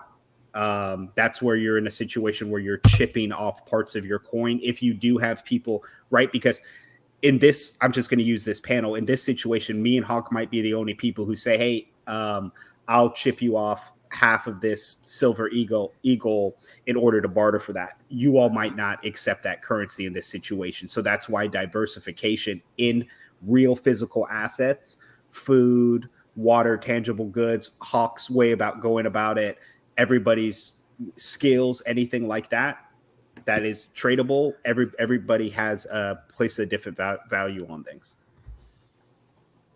Right.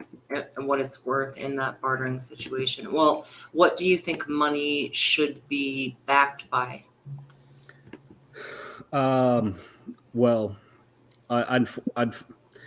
Unfortunately, I mean, it would be great if it was backed by something physical, like when we used to have it backed by gold.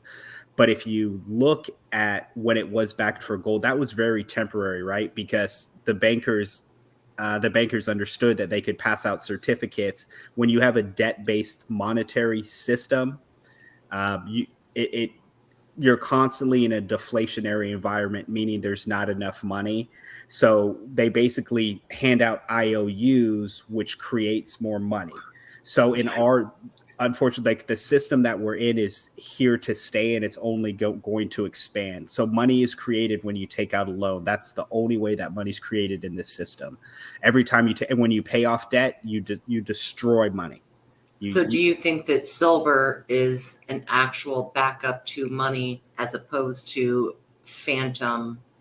Well, so yes, silver and gold is real money, where the dollar and the fiat system are currencies, right? It is technically real money. There is a differentiation, but I'm just like, for what we have now, we're never going back. It's done. We're never going back. We're always going to be in this fiat system, and then eventually we're going to be 100% on CBDCs, which Ghetto said, like, hey, aren't we already on a digital system? Like, yes, we are on a digital ledger, but there will eventually possibly come a time where every citizen might have an account at the Federal Reserve. So when you talk about UBI, there might be a situation where they say, Sean, you get $500 a month and you have to spend it within 2 weeks. And that is directly from the Federal Reserve. They put it into my central bank digital currency account, my Fed account, boop. I get that money. If I don't spend it in 2 weeks, it disappears, right? So that's a possible situation that we could run into. But we are, in our lifetime, we are going to see a collapse of our current system. Just remember, on average, currency systems only last around 70 years, and we're due. This system is newly in place since 1944. So, okay. Yeah, agreed. Actually, 1970, because when Nixie was in office, he took us off the gold standard. So right, but on the petrol, and that's where the problem is that is petrol, petrol fuel is those reserves refill. Everybody says, oh, we've depleted our reserves. Bullshit. You have. You are looking at other people's oil because of the fact that you don't have to pay for the manufacturing. You don't have to pay for the equipment to pull it out of the ground. You don't have to pay for the people in order to work it. So you go to another country and you buy it cheap and you ship it back here. And then the only thing that you have to do is turn it into gasoline, so the petrol system needs to go. It's got to go. And I'm not saying to do away with fossil fuels. What I am saying is the petrodollar needs to go away, and our dollar needs to be backed by either silver or gold, one or the other. You look at the gold back that Lincoln had created. It was $1 value was that of an eighth of a bar of gold. Today, with the value of gold where it is nowhere near where it should be. Gold should be around $7,000 an ounce. Not around. Aren't we beyond that point though? What's Having that? money be backed by gold? I mean, wouldn't we need something else to come into place? Because we done printed out so much freaking money, man, that there's no way we would ever Honestly, I have think we that should go amount back of to a gold. gold and silver coin, gold and silver coin, period. The actual coin. Get rid of the dollar bills completely. Yeah, that makes more sense.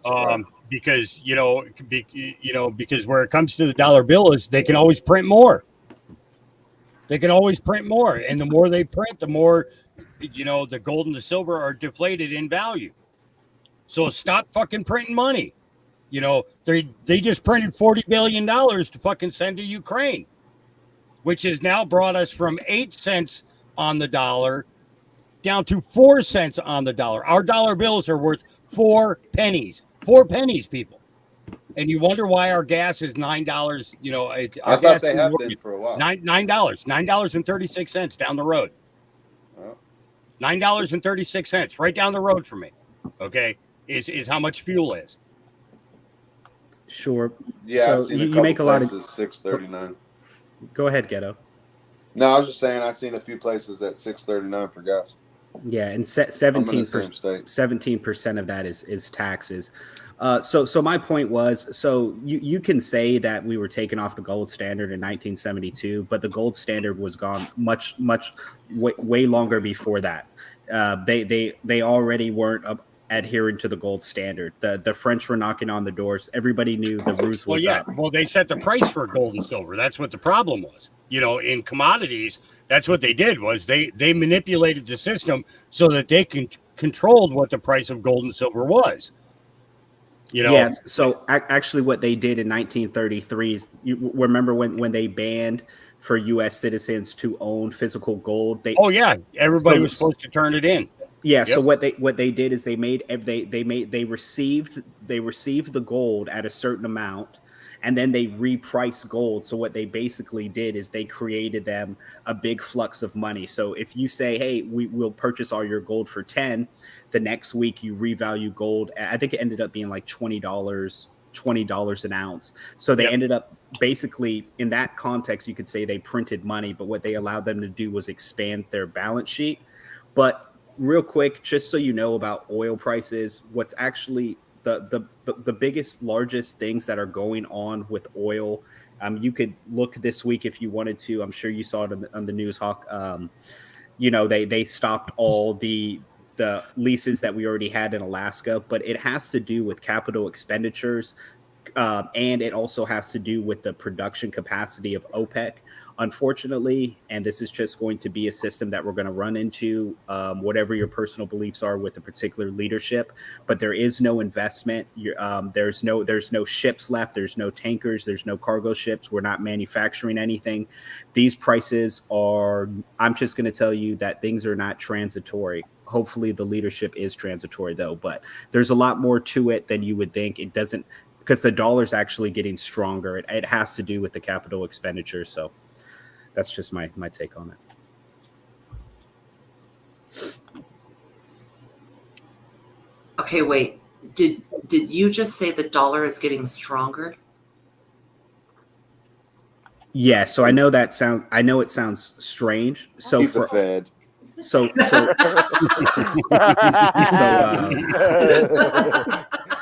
I was wondering how long it was going to take you to say that, Ghetto. Right. So this is something it's hard to get your mind around initially, but we all live in the United States, right? So you can be in a situation where globally the dollar is getting stronger, but for us, our dollar is lessening in value for the goods and services that we buy in America because we have the world reserve currency. So if you look at the dollar currently, it is getting stronger against a basket of currencies throughout the world. So right now, if you were to go to Japan, if I looked it up right now, you would get a very good return on your dollars if you spent it in Japan. Same thing as if you were to spend it in Russia, or if you were to spend it in Turkey. So we're getting stronger globally, but you're right, with the inflationary pressures, our dollar is devaluing at home. But those two, I know they sound like opposing views, but the actual environment that we're going to go into and that's going to exacerbate, that is most likely the situation that is going to eventually break the system. When the system is broken, what will be left, in your opinion? What do you think is in the wings being built, knowing it's about to be broke? Well, it depends how long that takes, but possibly, they'll have to introduce whatever they want to say is the new currency, right? Because there's a reset, right? So there's a reset. So whatever that new currency is at the end, I'm not sure. I can speculate. I don't know. I'd love to speculate on that one and see what you guys' thoughts on it would be. I think land will be like gold and water will be like silver. I think those will be the new currencies in our future. Now that you make a great point. Go ahead, Angry.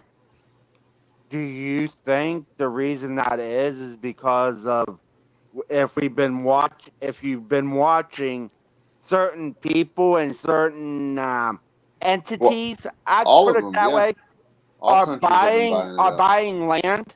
Yeah. Is that where you're coming with that, Ghetto? Is that it's the only feasible currency we would have left. Just like, tomorrow, then what is it, 2027 or whatever, they plan on mining the asteroid that's got some quadrillion dollars worth of gold on it. And I got into this conversation, I think, some months back with somebody. But anyways, the only thing that would be left for currency, if we have no more minerals, right? Let's say we have an abundant amount of minerals. The reason why we use gold is because there's so much of it. There's only so much of it, right? And we have to continue to get more. Now, if we have an abundant supply of all of it, then what else would be left, which would be land or water? It depends on whether it's useful. You can have an abundant supply of shit. Is it useful? Exactly, just like gold is useful. Exactly, just like gold. It's how useful is gold? I understand it's in technology, stuff like that, but for our everyday life do we need gold to survive? You know what I mean? We do. I think I'm just saying that we're going to get to a point where that currency is going to be what we need to survive, and we're going to need that little bit of land. We're going to need, obviously, we're going to need water. You know what I mean? Just stuff like that. I think it's going to be on a needs basis in our future, at least in our children's future. Mm-hmm. When we come out of the rubble of whatever the hell is coming. Right. Yeah, the only advantage that we have, a blessing that we have being in the United States of America, is that we will have a great influence in the access and the control of those future products that the rest of the world is going to be starving for. So whether that is like your commodities, your fertilizers, your actual agricultural inputs, access to water, we all know that we like to take things by force, even if we like to pretend for a few months that it's about democracy and aid. Mm-hmm. So as crazy as that is, we have a great advantage from just where we live, as in comparison to living in like Western or Northern Africa. They're screwed. So, but water is going to be a huge issue, and the reason I know that's going to be an issue, Ghetto, is because people have started basically building ETFs and investment funds for water, right? Which is strange. So that's coming. Yeah, California was the first state to make it a commodity. That's crazy, dude. It's absolutely nuts. Hawk and myself, we can't even collect our own rainwater because Nestle and all the other corporations will take us to court and or put us in fucking prison for it because Taxing, it takes away from condensation. them. Yeah. Holy. He's not kidding. He's telling the truth. That's Yeah. Wow. I'm I happy never I'm heard a- that before. Yep. I am happy I am where I'm at because that is scary. That is scary. Oh, on a lighter note, if y'all didn't know, on Sunday there is a meteor shower, and there's a possibility of like, I think hundreds going on all at once for a very big period. Might want to look it up, but it could be very crazy. Like, so if you guys are in a situation, or if you guys like that stuff, you might want to look it up. But it could be pretty crazy. He said on a lighter note, there's a whole gang of asteroids coming towards us. That's all I heard, At this point, though, that might be better for us, honestly. It's better than the slow burn. Right. Yeah. Let it rain. And not Miss J just put something in the chat that's hard to believe. Australia cannot grow their own food. Law from last week. Australia cannot grow their own food. Law from last week. I'll look into that, but I think it's a little bit more nuanced than that. I think I believe she's correct in some context, but I think there's what they're basically saying is like, depending on certain homesteads, they have to check it. It definitely has to do with regulation. I'm gonna look into it to find out exactly what that nuance is, because Australia has done some very authoritarian, strange movement over the past 3 years. So it's disappointing. Disappointing too. Well, lately it's going to be hard as hell for them to even be growing their foods because they're getting flooded so bad. I mean, the extreme weather is really what's coming down on all of us, and that's something we really can't. We can try to help ourselves, but at the end of the day, we really can't prepare for it. Like we think we can for economic collapse or whatever. Like if Mount Hood goes off right now, me and Hawk are definitely going to try to bug out. We're not going to, you know what I mean? Like there's certain things that that are happening right now that is out of our control. that I think they know. I mean, not the proverbial day, but I do believe that particular system does have I think they have a keen eye on what's going on with Mother Nature, and they're either causing it, helped cause it, or they know the cycle of it and didn't let us know about it. You know what I mean? So we have to, I guess what I'm trying to get at is basically we have to figure out different ways of growing. You know what I mean? Different ways of preparing. Because our future. Yeah, you're right. And at the end of the day, we don't know what our future is. We can prepare for our future, what we're doing to prepare for our future, but not one of us could get it right. At the end of the day, we're just trying to stay alive. So do as much as you can possible. Think about all the situations. You know what I mean? Like I've been looking into Mount St. Helens and what was the effects of that. Besides me, I was born because Mount St. Helens went off. Just saying. My parents were stuck in the house for a few weeks, so you know what poor people do, you know. But my point is like we were stuck under a crap load of ash. You know what I mean? We couldn't go nowhere. We couldn't do nothing. Completely immobilized there for a little while. And just try to prepare in all aspects, basically. Rant over. Yeah, that's a situation I don't ever want to think about. Like if Yellowstone or anything like that erupts, that's just something. I'll just do one final stream with y'all. I'll pour out my potato buckets to just show Virginia, and then I'm done. I'm just out.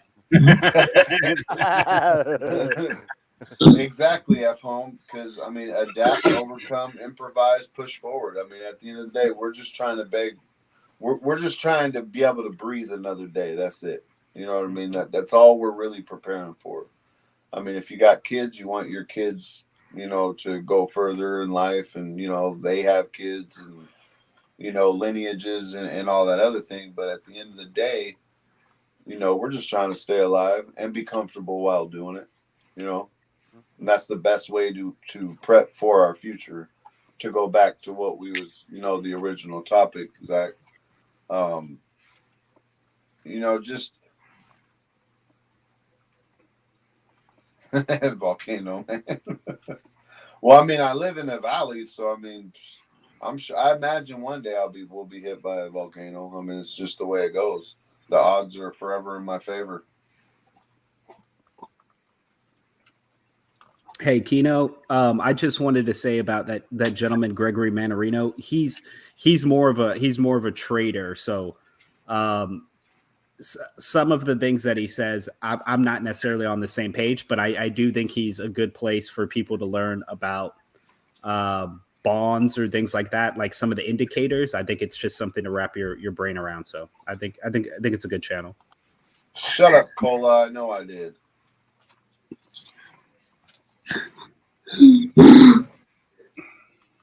Anybody know if Rescue's going live tonight?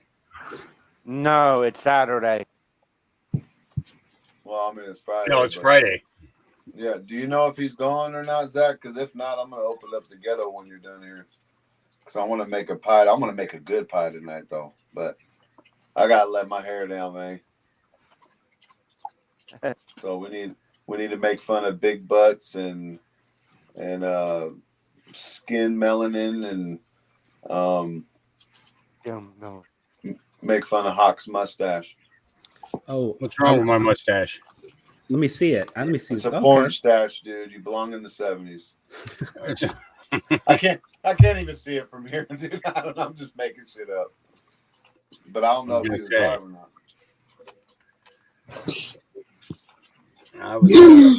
I was gonna say nothing wrong with my stash. It cleans my food. It cleans it, you know. Tickles the booty, you know. See, that's the ghetto type. Never mind. That's what beards are good for. Yeah, I knew you were gonna say that, dude. And Zach wants to say something. Go ahead, Zach. Fuck Zach, man. He talks too much. Ghetto, he's off. All right. His rocker or? You're the one off your rocker. He's saying behave yourself is what he's telling you. All right. Yeah. Hey, Zach, is it cool if I email you this photo that I told Ghetto about yesterday about the windows? I have it. I'm on a laptop, so I can send it to you to show. Zach, You can is a just trap. do a share screen. Yeah. Yeah, you You muted need to yourself, Sean. unmute your mic yourself.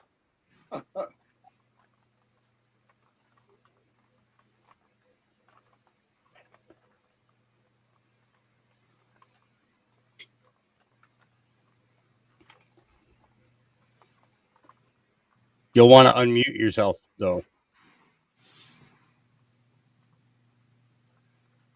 Okay, I apologize.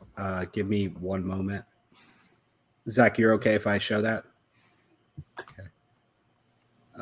Give me 1 second.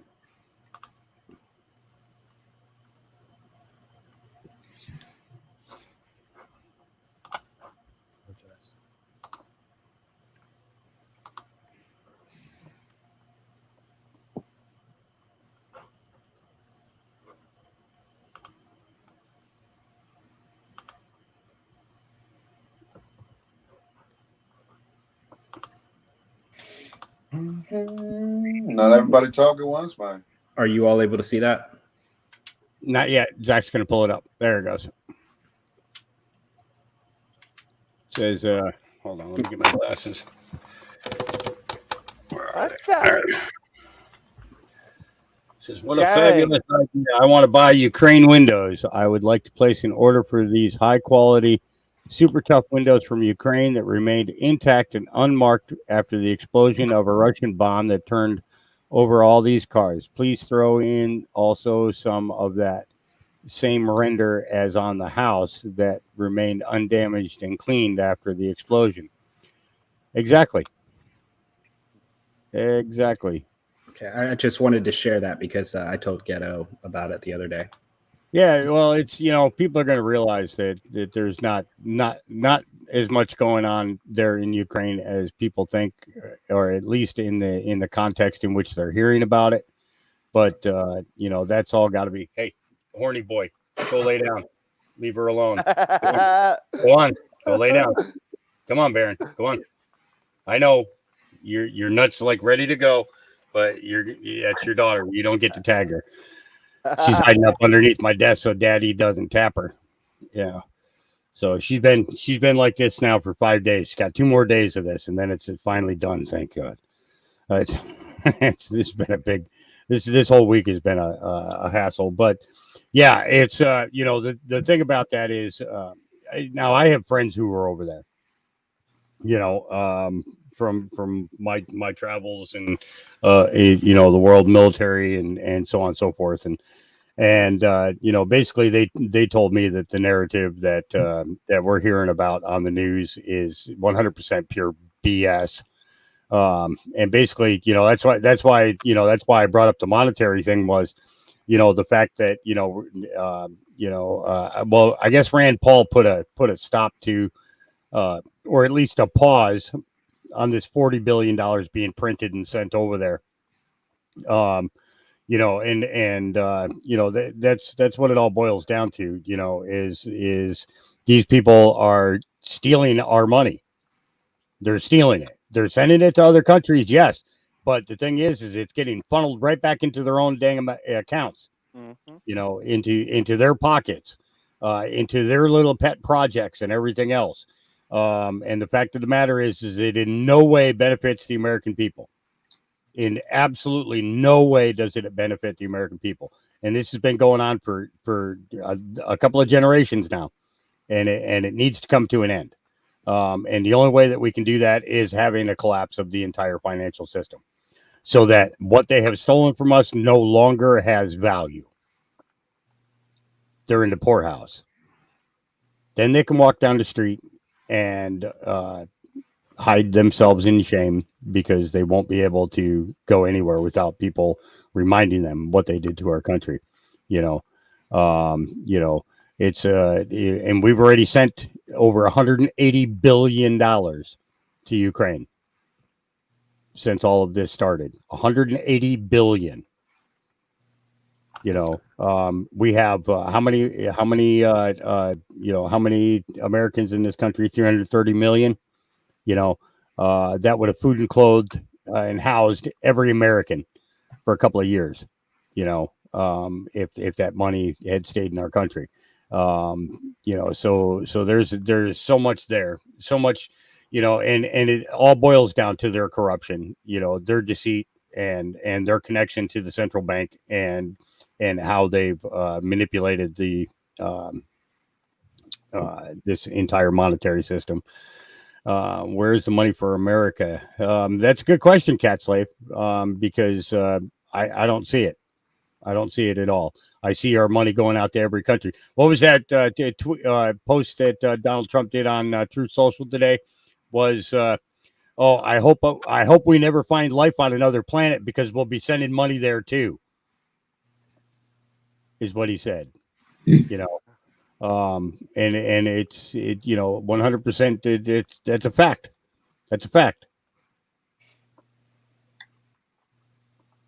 Well, I got an extra pair of draws, and I'm ready for what's coming. So it is what it is, right? Just have fun until we get there. Well, it's the way that things are going. I'm gonna have to get me a box of Depends because as everything happens and I start shitting myself, I want to be prepared. Yeah. Thing you got to take care of that. But it seems like our politicians are when they end one war, they want to start another one almost immediately. But it's because they make money off of it. All of them got money in Pratt and Whitney, Sikorsky, Halliburton.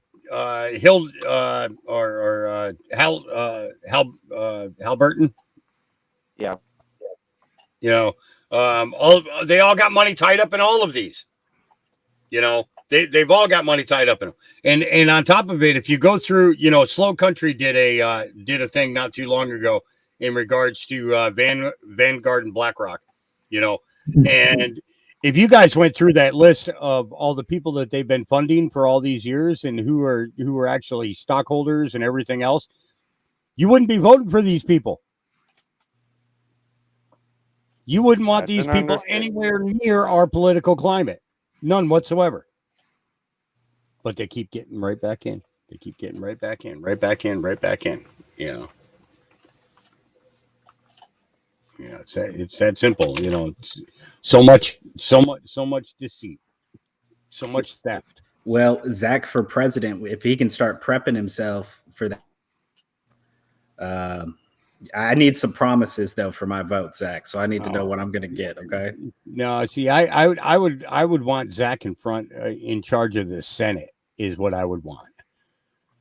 I would put Zach where Mitch McConnell is. And the reason that I say that is because every bill that comes out of Congress has got to go through the Senate. And Zach's about the only guy I know that actually reads all of these bills from top to bottom, and he would be catching all this. He would know,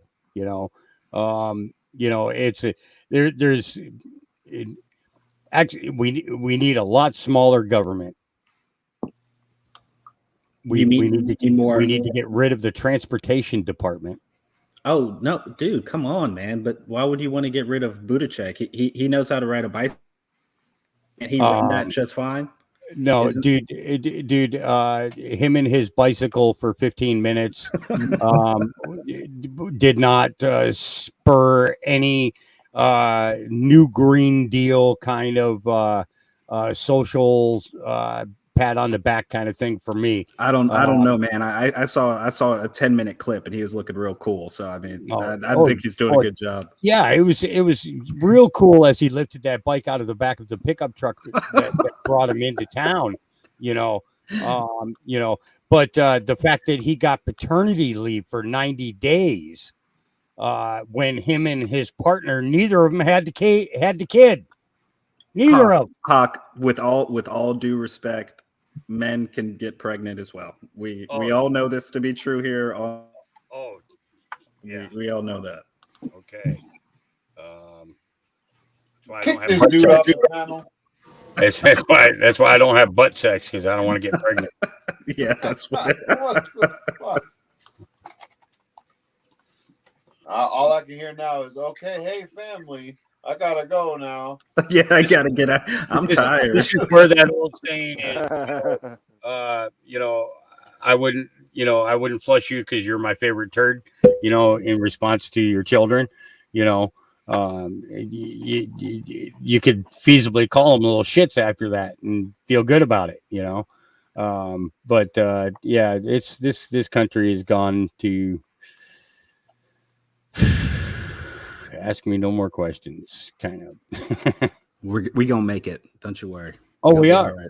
We are. Yeah. All of us are. Except for maybe Ghetto. Because I think his wife will kill him before anybody else can.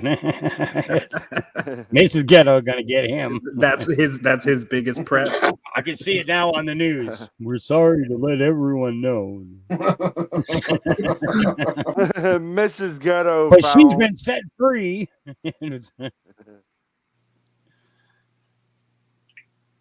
And then this is his dog Duke. His only companion. That dog ignores him, except for if his wife or his kid are around, then, or I got food. Yeah, it's it. It's. Bet that dog loves her though. It follows her everywhere. Right. Got to get her a service vest for him so she can start taking him with her everywhere she goes. Actually, I'm looking for. I found a few things for that. Not service vest, but what's the name of that harness that you had, Hawk? You get it. Okay, so I got mine through. Hang on, let me pull them up.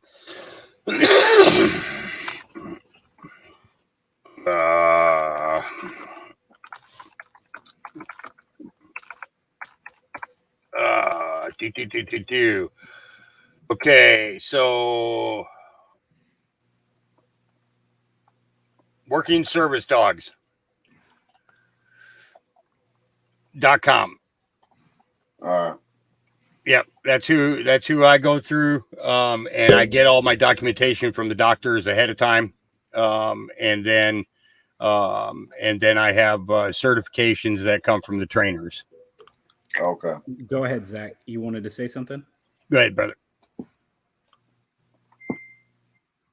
Well, hey family, thank you for being here for a wonderful podcast again. Get ready for next Wednesday because I'm going to cover Ruby Ridge, Waco, and Oklahoma City. Have a great night and I love you all. Ghetto is going live next. The Bible verse for Saturday, May 14th, 2022 is, "The Lord is good, a refuge in times of trouble. He cares for those who trust in him." Nahum 1:7 NIV. Amen, brother. Yeah, I know, Cole. All right, Zach. Hey, have a great night. Get some rest. Zach, I'll see you at the Prayathon tomorrow, I presume. Channel 15 is the one we'll be on. If you need something to pray about, come to the Ghetto tonight. Just saying. I just subscribe to you. I'll be in there. I got to do some research for some. We go extra, man. We go extra. I don't know if that we did with Zach a couple weeks ago, where he got it. Me and my tribe and his tribe went to war with his toes. But hell no, not that kind of extra, man. No, don't you do it? I'm out of here. Don't, motherfucker. Hey, Zach, See, you cleaned up the panel all those hours ago, Love you, little brother. You get a good night's sleep. We'll see you tomorrow at the Prayathon. But Zach, when you shut this down, I do want to give you something in private chat that someone gave to me about Ruby Ridge. So I will do that when we go offline. Say good night. Night, everybody. We need you now. We need you now.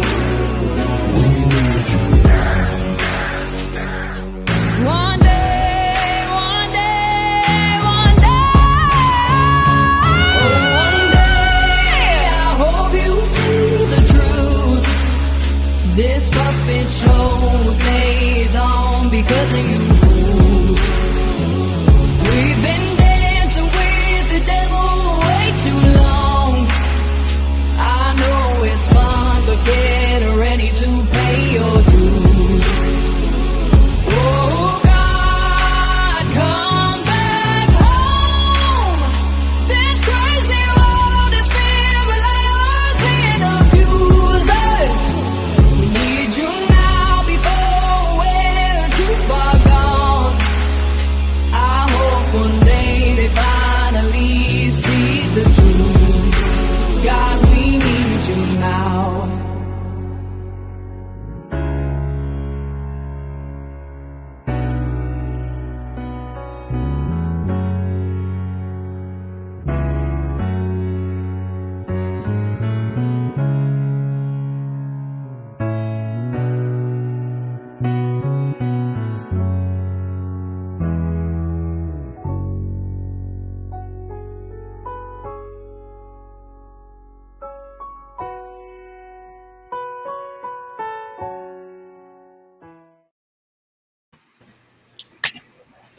All right, brother.